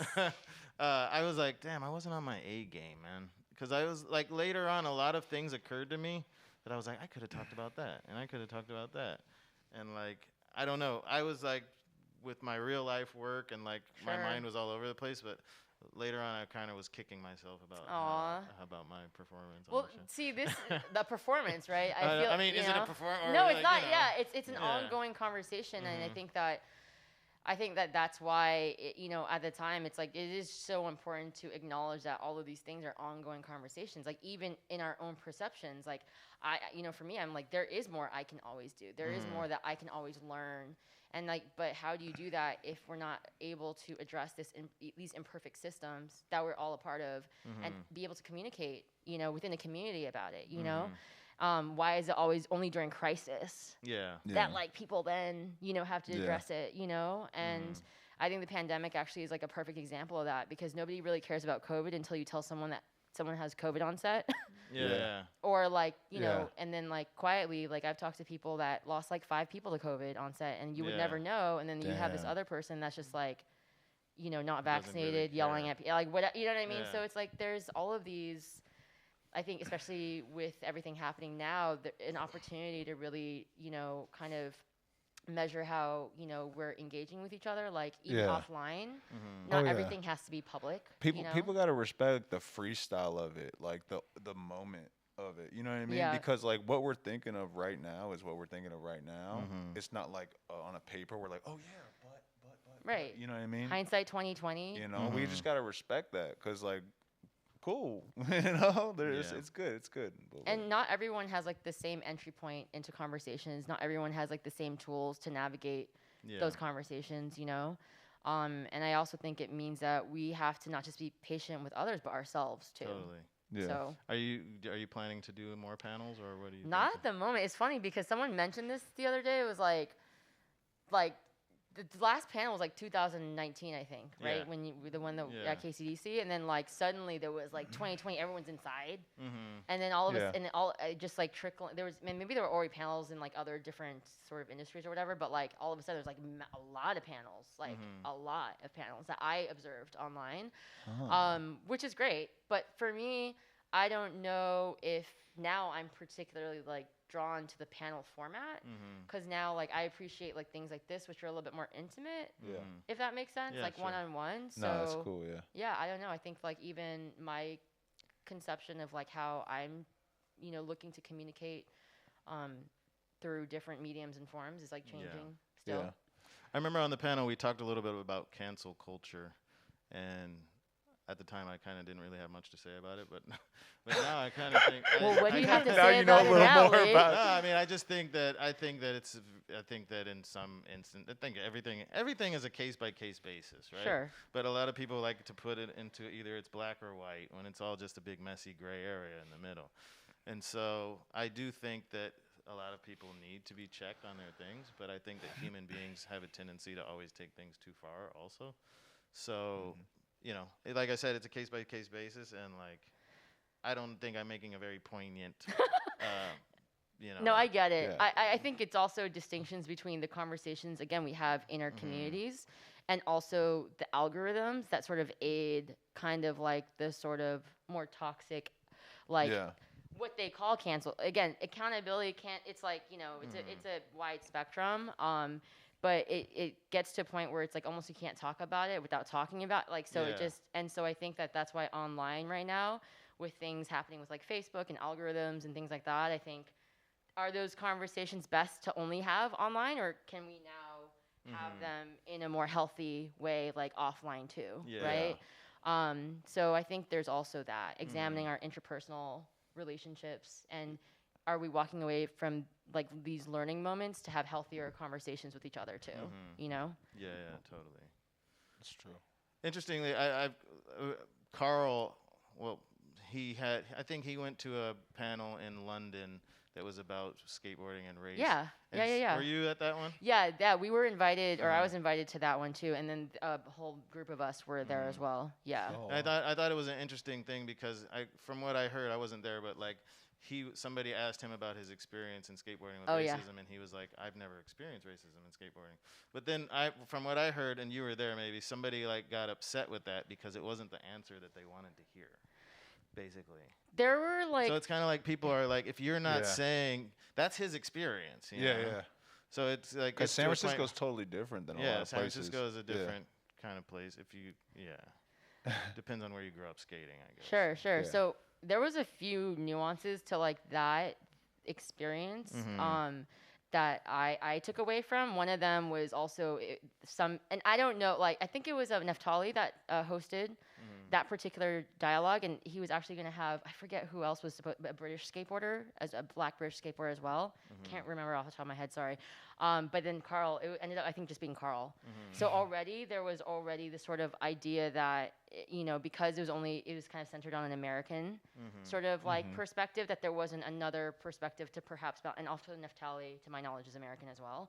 So it just, I think already there was that like kind of pushback that, you know, whatever, maybe people were not happy with that answer, obviously. But I think that's part of like why we have these spaces, is like, you know, there's a logistical things too. Someone just didn't show up or something, and and already you feel like an imbalance in like what is being sort of presented, which is not anyone's fault. You know, there's different reasons why people were not able to show up, or the conversation went the way it did. But I think that the conversation that you mentioned, the pushback or the critique, is part of the conversation. And so even to me, like that conversation became an even bigger conversation offline as well, with the people there. And, you know, again, at the end of the day, to me, it was, in my perspective, seemed constructive, and again, as messy, as imperfect as the way that we anticipate these conversations to happen. They're, you know, dude, I mean, we're talking about like also Pier 7, like getting your shit focused, and, you know, I mean, like we're all still trying, you know what I mean? So even trying to reconcile that culture and bring, because Carl's a part of that culture too. For sure. And like I feel like there's so many mixed kids in SF that are all just in the mix. You know, it's kind of crazy, like, and it kind of culture just is so like, I don't know. You have thoughts about that, Lee? No, not really. Yeah, I'm like, because I know. Mixed? No. Wait, what? About being mixed? No, I'm just saying, about like, like what he's saying about like. I'm just saying, like, culture-wise, like at the Pier and stuff like that, there was so many like mixed kids in the mix, you know. So it's like, it's just kind of like in how to talk about racism. Yeah, I mean, just like, is everybody kind of just got along? Like, it was just like so random. Like, oh, never mind. I got off topic. Sorry.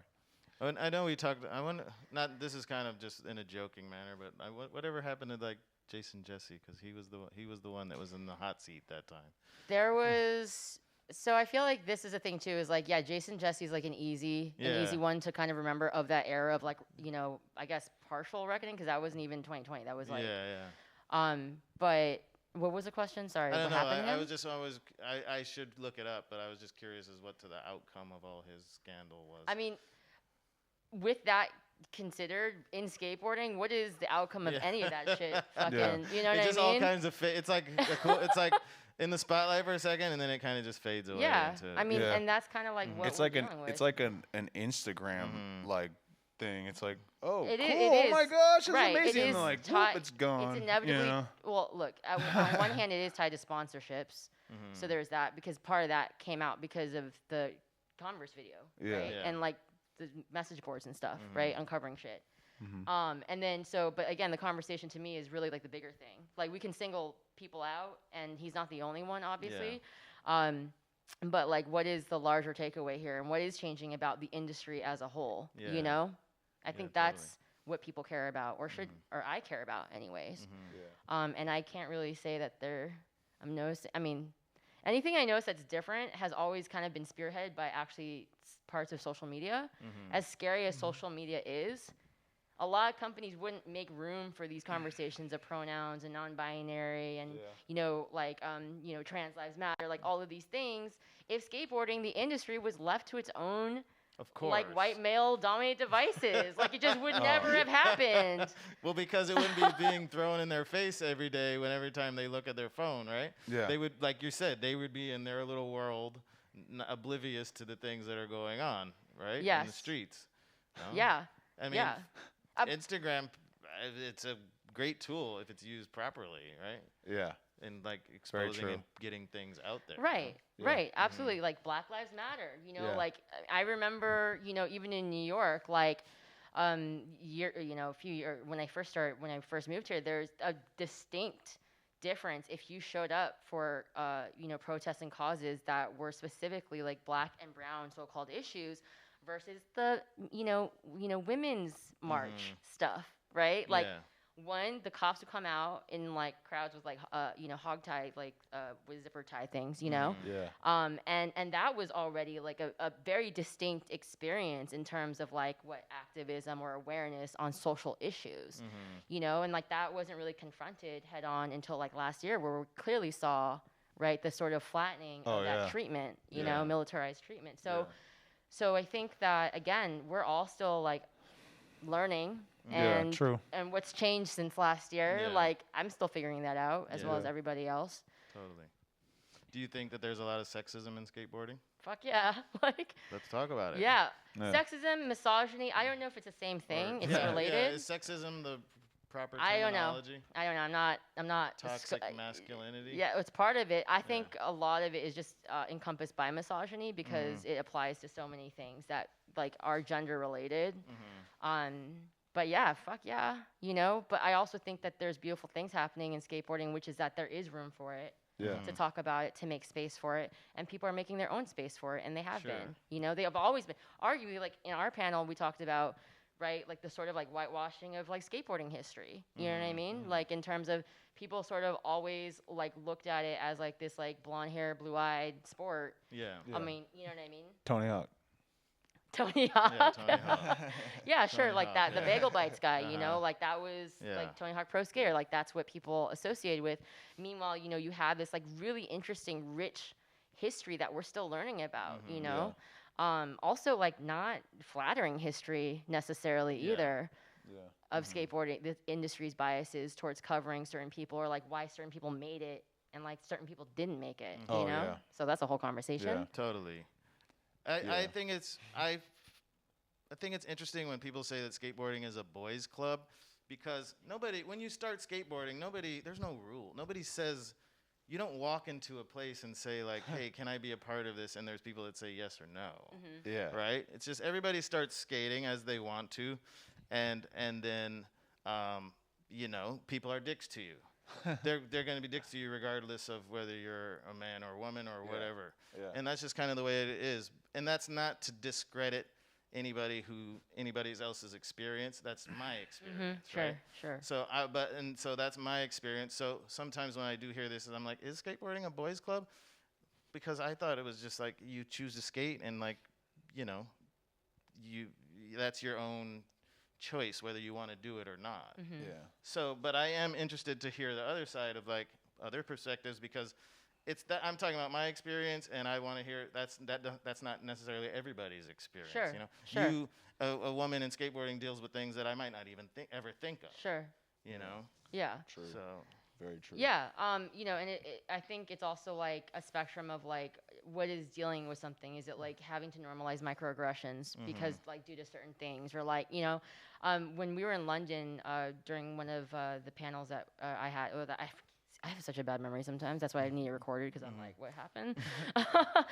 But one of the questions actually posed to Alyssa at the time, I believe, I'm going to paraphrase, but it was something like, I had actually people in the audience like write questions down in this little folded paper, and I would like pull it out or whatever, was like, is there something that like, something along the lines of like, is there something that skateboarding can do to be more inclusive? Like, if somebody goes to a skate park, like, and it doesn't feel welcoming, is there something that the community can do to make it more inclusive? Something like that.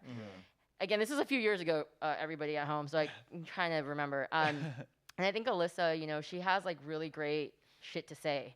Like, it's so funny how so like succinct she can be with like some of her responses that just make like total sense. Sometimes I'm listening to her. But she said something along the lines of like, well, if you don't like it, you can just turn around and go skate somewhere else, or something like that. And that made sense to me.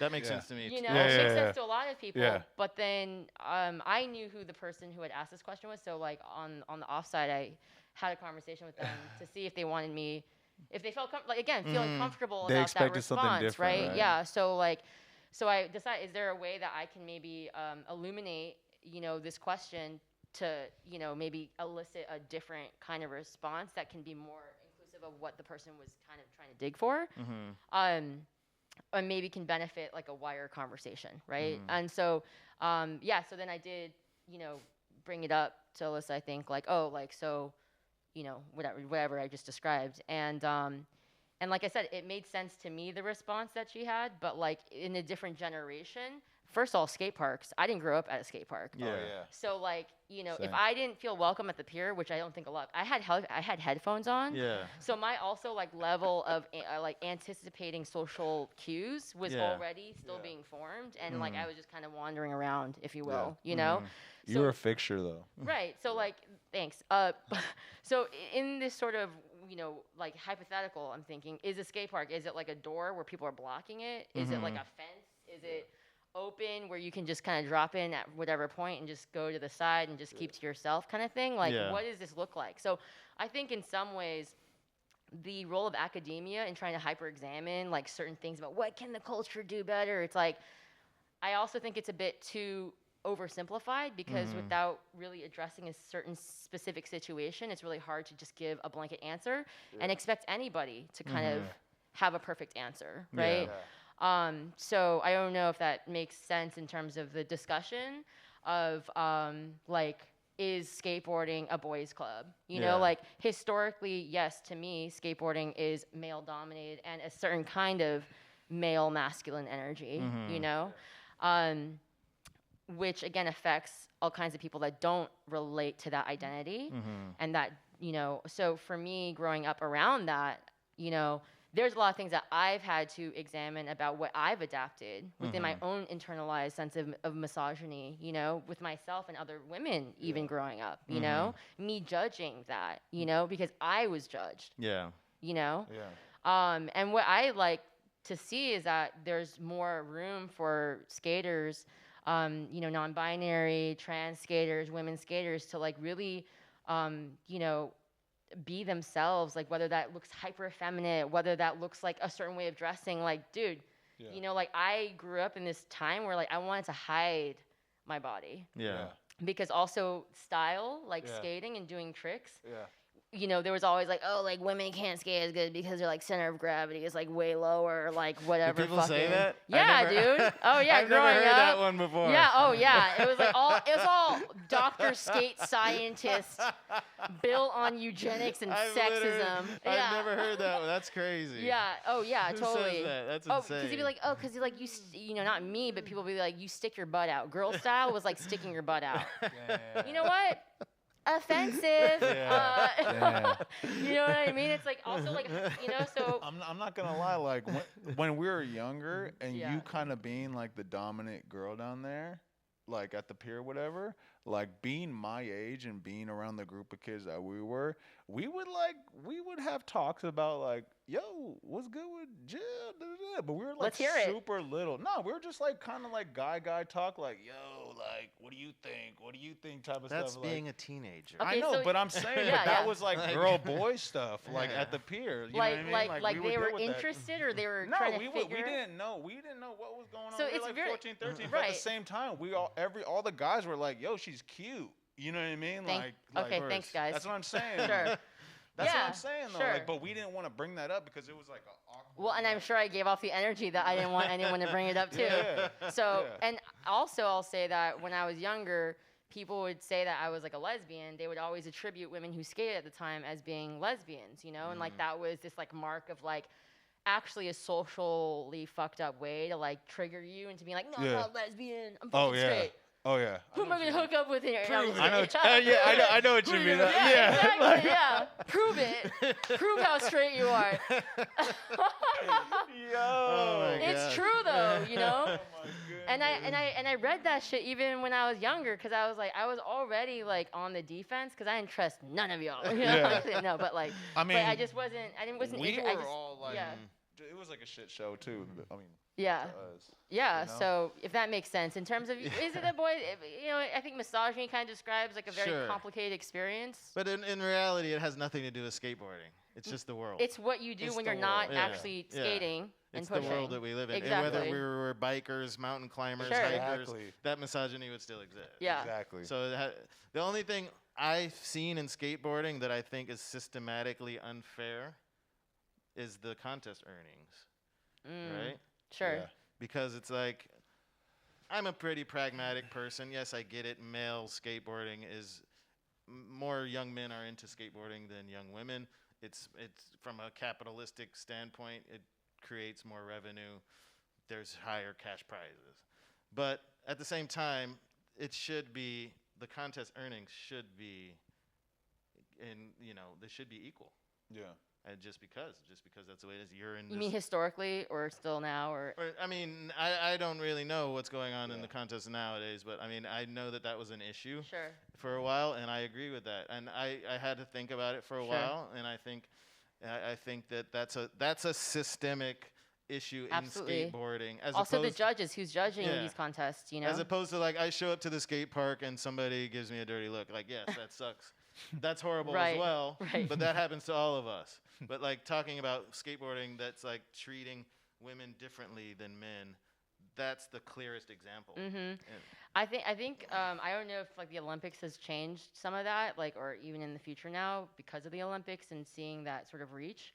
Mm-hmm. But I also feel that like in a lot of ways, like women's skateboarding has been kind of parallel to like men's baseball to like the 1950s or something, because a lot of people had side jobs, or main jobs, not even side jobs. Like they had to like work full. I mean, look, like while they played Major League Baseball. Like exactly. Like my friend, like even Alexis, Amy, like a lot of people historically have had to do other jobs, or like attain other kinds of education to make sure that if skateboarding doesn't go like the way you think it's gonna go, you need something to fall back on, So I kind of feel like that to me, like with the women I've been around, like growing up skating, like that was always sort of something that influenced the way that they, figure out their path too, that they had to be realistic about the earnings potentially as contest skaters, But I mean, and that could go for male skaters also. You got pro skaters that work at like Snice or like work at a coffee shop. It all depends on kind of your level. But when you're talking about like certain skaters that are at the top of their game, you're totally right.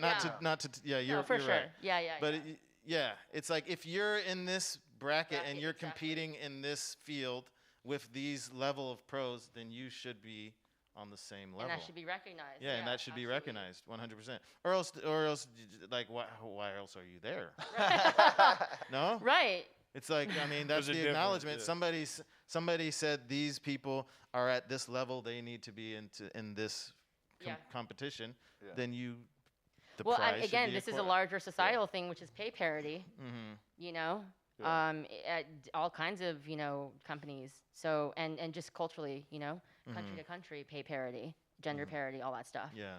So again, I think skateboarding is a great way to look at the microcosm of it, but then there's also this larger conversation, and like it does. I mean, I don't like being. It takes time. I mean, it takes too much time, obviously. It takes too much time. Yeah, but I think it's really important. Like the more people talk about it, and the more awareness is raised, it's just something that people can't. Keep ignoring, because it's not sustainable, really. Also, there's that, Yeah. So now your IG heavy discussion is kind of taken off. Well, big. It's got a big following. You're kind of like an influencer now. Bigger than like 2 years ago, I guess. Yeah. I have people that don't even know that I know you that are like, "Yo, you should follow heavy discussion." That's hilarious. I'm serious, and I'm like, "No, it's the homegirl." Like, do you consider yourself an influencer? No, not at all. I just wanted to see your reaction to that question. I'm glad half my face is being masked. It's weird. It's like I feel like it's like Instagram's like the Matrix. It's like at any point that shit could just go down, like the way it went down a few weeks ago or whatever. It's like it's not. I've always been very weary of just like for me, I've just kind of grown up in a way where I like to write. I like writing. I like observing things. I like sharing things, sharing information. That's really what I do. Nothing I write is really that original. Like you have accounts where you're like, people are like, they're writers. They have a book to sell, stuff like that. That's awesome. For me, I've literally just gotten really good at reposting stuff. And then like just being but you add to it though. Sometimes. Most people are reposting and they don't even have anything to add to it. Sure. You have a lot to say. Sometimes. And then sometimes I'm like, maybe I need to like just, and well, this is another learning curve for me is like, I'm learning that because the internet is changing in ways that we don't even detect sometimes, like I need to always figure out what my lane is, what's my lane? My lane looked a little different 2 years ago, 5 years ago, 10 years ago. And like now at this age, it's like, what does my lane look like? And like, how can I have a healthier repost commentary about certain things. You know what I mean? And I feel like, again, it's always a sort of public learning curve, and like that can be difficult sometimes, you know? But I think it's rad that people resonate with some of the stuff I repost. And again, communities kind of manifest in different places. So like really appreciate that, because one day if the Instagram goes down or something and all that's not there anymore, or I get like deleted for whatever reason because I violated like a million community guidelines, I guess. Then that's cool. I can just say, well, that was that chapter. What's the next one? You know? Interesting. Then what I think about that, like from what people that are influencers and people that are just on Instagram doing things, I think that for me, in my mind, the difference between like our generation is we do things in real life, right? If Instagram goes down tomorrow, you're still gonna do panels. Right. You're still gonna do Absolutely. shoes. You're still gonna do skating. Yeah. You're still gonna do it like we did before Instagram existed. Yeah. An influencer does things to put on Instagram. Interesting. You know what I mean? Sure. And so that's what I think is the difference. We've been doing all these things before it So even existed. I'll ask you one further. There's generations where it's like all they know. Exactly. It's almost enmeshed. That like what they do is enmeshed into being on social media. Yeah. So like if I'm doing this, you're seeing it, and it's like tethered, you know. So again, scrambled egg thing. Like you don't get the recognition for what you did unless everybody saw it. Right. Like that kind of Like stuff. if you didn't post skate clips, do you even skate? Yeah. I've literally gotten that. Yeah. Crazy. And so, but how do you deal with? I know you got some trolls too. I feel like you probably have some repeat offenders. Yeah, oh man, I mean, you know, I had to like literally limit comments to only people that follow, because it's just like, and then there's people that even I know that like kind of have their fringe comments about stuff, and then like I think that they're kind of like what is it like what is it when you're not dive boarding, like springboarding. To create kind of like a micro echo chamber or something, and sometimes it can be very harmful because sometimes it's about vaccines or you know, purposely, you know, kind of giving your non-scientific opinion. It's a bit.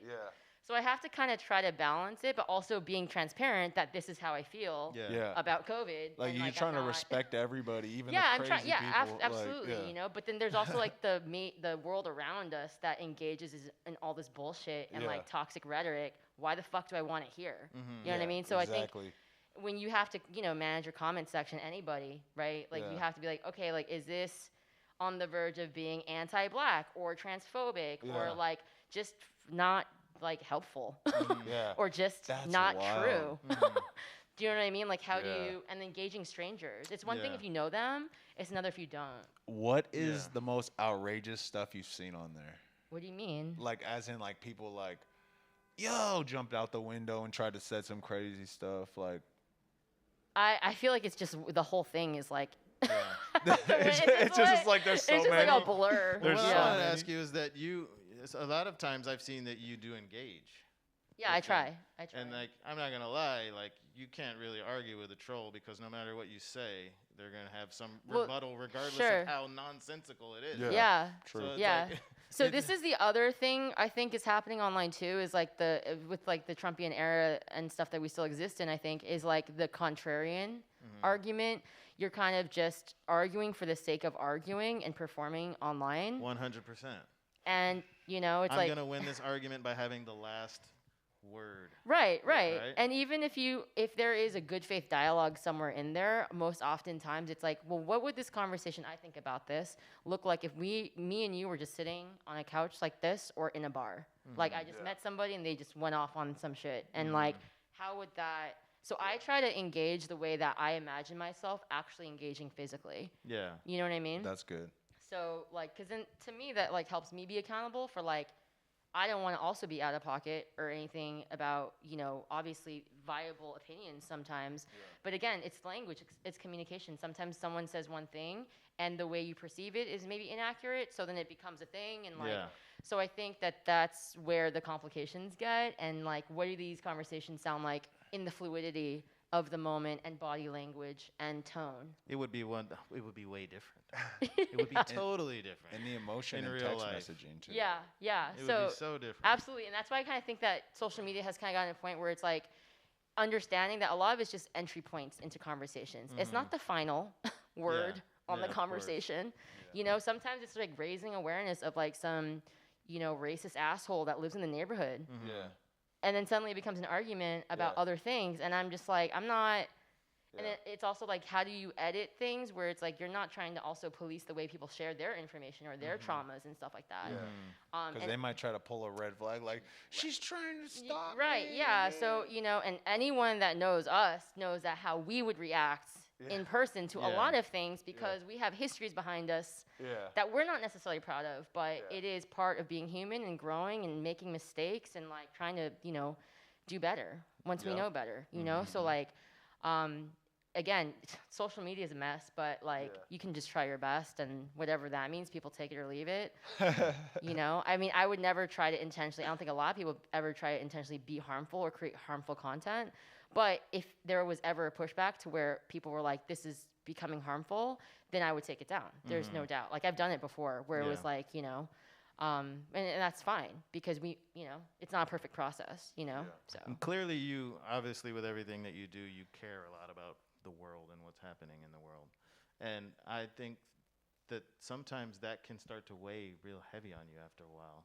You know, where it gets to the point, like my mom was very revolutionary. She was a poet, you know, but I used to have to tell her, like, you need to go, like, you need to stop worrying about the world for a minute and worry about your own health and go, like, lay on a beach somewhere. And I'm not saying that you're no, I get that. I'm just saying, as all human beings, sometimes we can't take on the weight of the world all the time, and we need to chill out and relax a little bit. You know? I feel like, yeah, generationally, I also want to hear more stories about your mom. She sounded like an incredible person. I also feel like for certain generations, like my dad, like certain people were really affected by like certain like wars and social upheaval that like never really left or like laid a permanent imprint in some ways. That even with like my dad, like a lot of things would just sound like paranoid or like this or like dude, like what and then it wasn't until I got older that I was like, oh, okay, he wasn't as paranoid as I thought, because like I didn't even know like the full history of certain things, right? So you know, in terms of your question about weighing things or whatever, it's like we're also living in this world with social media where it's like a lot of younger people who have not lived through even like the Bush administration, or we're not cognizant about these things are being repackaged to like rehabilitate like actual like war criminals and stuff like that. Where to me as a skateboarder, you know, like this whole thing about like, you know, like counter or like anti-authority kind of shit, blah blah blah. Like, what does that mean? What is the status quo? I feel like that should always be a process of examination that we should be open to, especially as skateboarders, you know, because like I feel like we have a lot of privileges in some ways that we get to access our communities in the world, our, you know, even cities, explore our cities in ways that, you know, no one necessarily was like, this is what you're gonna learn about the environment around you and like how you're gonna come in your own self-identification or whatever. And like I feel like because you see so many beautiful things happen in the skateboarding community that, you know, we deserve like the full humanity and spectrum of like what those experiences mean. And that also means that we're influenced by our parents' traumas too sometimes. And they're like beautiful, you know, products too of like their own shit that they've been able to overcome. So I think you just said something really interesting that stuck out to me, was that for a lot of young people, that probably this pandemic is the worst thing they've experienced in their like collectively. Like generationally, you're like, our parents went through wars and you know, poverty and all kinds of different types of things, and like for the young kids now, this is the thing, right? That we're like still trying to. They're gonna be like, this is the pandemic. That kids are dying from. Still, the pandemic is like the cherry on top for us, almost. Like it's like Jesus, come on, and they're gonna dump some. I wanted to ask you a question. I saw this Time magazine, small article, big article. You were in it. Oh yeah. And it was about Asian hate during COVID. Yeah. And you had an experience. Yeah. And I don't know if you had something that you would like to talk about. Oh yeah, sure. Let's wrap it up within the last 10 minutes. Yeah, no, for sure. Yeah. It was a Time magazine, and it's interesting actually because the process was very interesting. So I was basically here the entire pandemic. Some people were able to leave, which is fine. You know, some people have family members to take care of, all that stuff. I was here. I got a burp. Hold on. Perfect timing. And So my roommate of 10 years had moved out at the time. I was basically in my apartment alone for like the first few months of like the first wave. And with that, also experiencing like the daily like ambulance sirens and like all this shit. And like at the time, I remember they did like the lockdown or whatever, and it was like the restaurants and bars closed.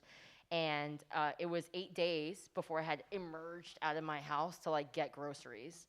This was around the same time. It was like my dad's 1-year death anniversary. So already like with the pandemic, all the news and like everything, it was just very mentally like fatiguing, obviously for everybody, not knowing what was going to happen. So I left my house after 8 days. I'm a pretty social person, but I can also be very reserved.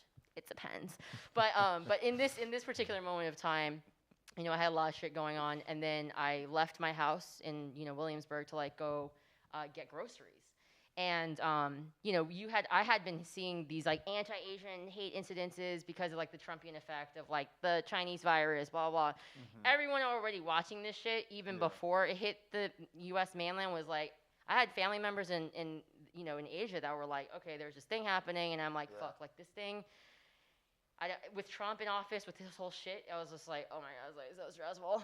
And then, you know, I left my house after seeing like there were like maybe some assaults in the Midwest, right? But these things weren't isolated in like flyover states, right? It was actually starting to happen in big cities, right? Unfortunately, like a San lot Francisco. in the Bay Area, which is I can't believe it. It's crazy. But Right. That's a whole nother thing. Right. And so like at the time, I like left my apartment, and I was coming back from the grocery store. I had like 4 bags in my hand because, you know, it's like we're like doomsday, right? We're getting lots of ramen, instant ramen, and stocking up. Got my A1 sauce for my steak, you know. And this guy came over. Well, it was also like very desolate, if you guys remember. Like at the time, it was like very it was weird. empty The streets outside. were weird. Yeah, boarded up windows. You know, and it was like a different place. It was like a zombie apocalypse, you know. And this guy was across the street. He had like a Yankees hat on, and he kind of like, you know, made it a point to kind of cross the street to like get in front of me. I thought he was going to ask me for directions because someone had asked me for directions the last time I emerged from the hole of a wall in my house. And so I was, again, anticipating emotionally not that, what happened. And so basically I had all this stuff in my hands, and he was like, next time, like, don't bring your diseases back from your country. And he like pulled down his mask to say it so I could like read his lips. And like he was so close to me that I was like, I could see like the lines on his face and like, you know, everything. And it was startling. It was just one of those things that like, it's very rattling, I bet. It is. It is rattling, you're like, especially whoa. It's very on top crazy. of everything else, all these emotions I have, I bet. yeah. Also being in Taiwan, where at the same time I was like, shit, if I was still in Taiwan, I'd have better health insurance right now. And like now I gotta fucking like sync with the my U.S. side of shit, you know, like with COVID, you know, because Taiwan was prepared because they had been through SARS with China, and there was a whole thing with that. And like, you know, for a minute there, because they also like got a little lax later, but for me at the time, there was a lot of things happening in my head that I was just like, oh great, I'm being, you know, blamed for whatever. And then I would have done something usually, but I had. You don't need to do it. You don't need to do anything. Right, but you know, we're talking about like also the stereotype. Which I've grown up with, and I've gotten in many fights, physical fights with, where people said blatantly anti-Asian shit to me, fucked up shit, and I fucking fought them. I think that your comeback was the best comeback you So my comeback was so like I, you know, stood still for a second because I was like, shit, I don't want to lose all my groceries. That was actually my like very You're gonna need those. You controlled your emotions in that moment. Because later on you would have been like, damn. Yes. Oh yeah.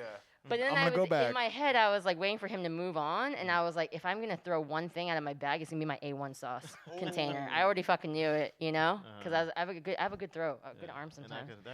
You know. But you know, again, I want to avoid violence, obviously. But like, what just happened was like, I don't know if this dude's gonna fucking follow me. You know, I don't know if he's gonna come at me. He was already so close, and with the fucking. You know, those like visual representations of COVID getting sprayed everywhere. I was like, oh God, there's like so many things happening right now.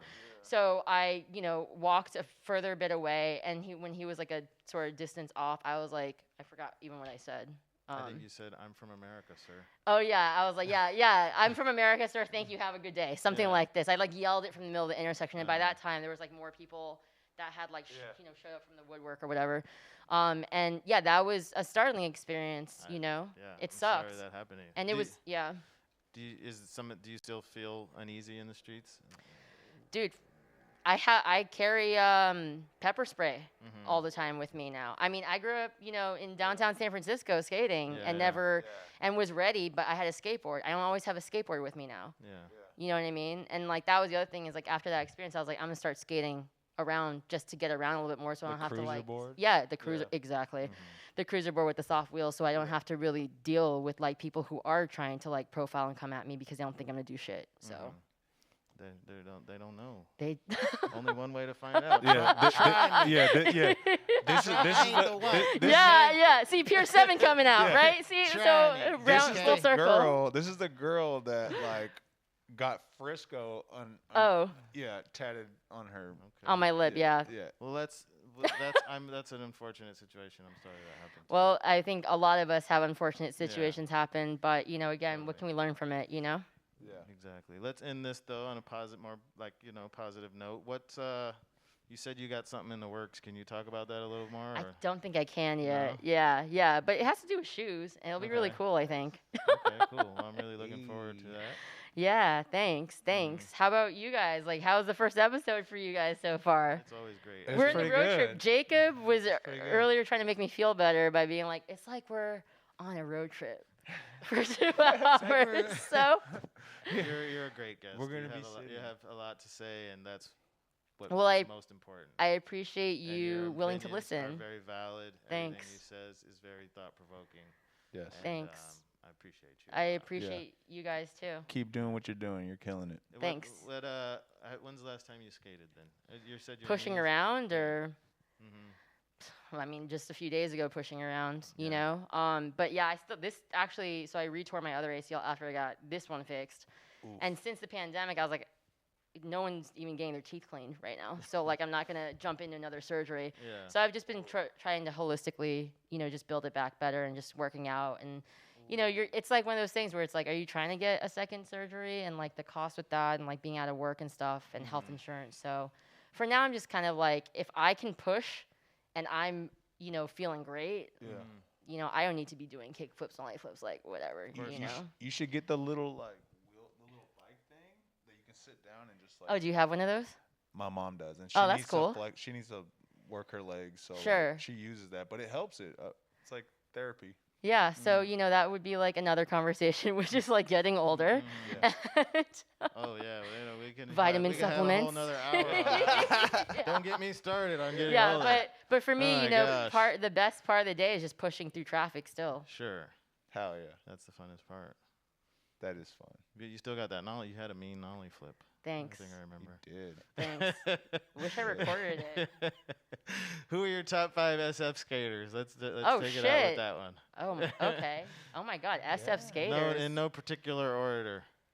They don't have to be from SF either, but just like maybe live in SF or something. Like personalities or It's so hard, like I feel like top 5 like SF personality like skaters or something like. That's how I look at skateboarding. Yeah. Like I said earlier. Well, no particular order. Like LeVar definitely. He's so funny though. Like one time I think he was like doing like a half cab nose blunt on the thing, and I actually had dislocated my elbow, and he made fun of me, and then he I think ended up doing the same thing like right after that, and then he came up to me and was like. It's karma. Like basically, like I shouldn't have said shit about your arm because So as far as personality and like just like LeVar is awesome and obviously just a legend, just style wise, everything. Who else? I mean, dude, everybody. Like there is no particular. I hate doing top 5s of SF, but it's hard. It's too hard. Like everybody. It's not really about the top 5. It just sparks the conversation. Sure. And then there's always those stories about Lenny Kirk walking around with like the shotgun. And then at Union Square, he like cornered me into like, cause everyone like ran from the cops like at Union Square, and this was around the time like Trenchcoat Lenny, and he like cornered me into like the front of like a store, and then was like talking to me about God. Oh yeah. Wow. So that was like so it's just like all it. So it's like the stories to me are like so much more like immersive about the skaters that it's hard to be like, oh yeah, like I like this dude because of like the tricks. Yeah. Like to be honest, at this age, I can't remember like half the tricks I used to like love growing up. So, but you know, obviously like Mike Carroll was like a big one because you know, obviously Girl Chocolate, but who else? Let's get some like Hesh skaters in there. Pull one out What of other the Hesh bag. skaters are in there? Julian. Sorry? Julian Stranger. Julian's awesome, Julian's obviously. cool. Yeah. He kind of Oh yeah, well, maybe a little yeah. bit of a dick sometimes. I thought, are we Love you, separating the Julian. skaters from the tricks? I thought, yeah, because Lenny's not like my favorite skater in terms of personality for sure. You know, I mean, what's great about San Francisco though is like it's just, especially with a certain era. I don't know anybody in SF now, but Neither do I.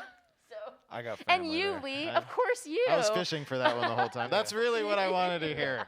Thank you. You made my day. Yeah, you're local hero, like our Avenues hero. Yes. Needed that ego boost. Thank you so Yes. much. Yeah. Well, I really appreciate you, man. Appreciate Thank you too. so much for coming Appreciate both on. of you guys. Oh, yeah. Yes. Looking forward to everything that all your next endeavors.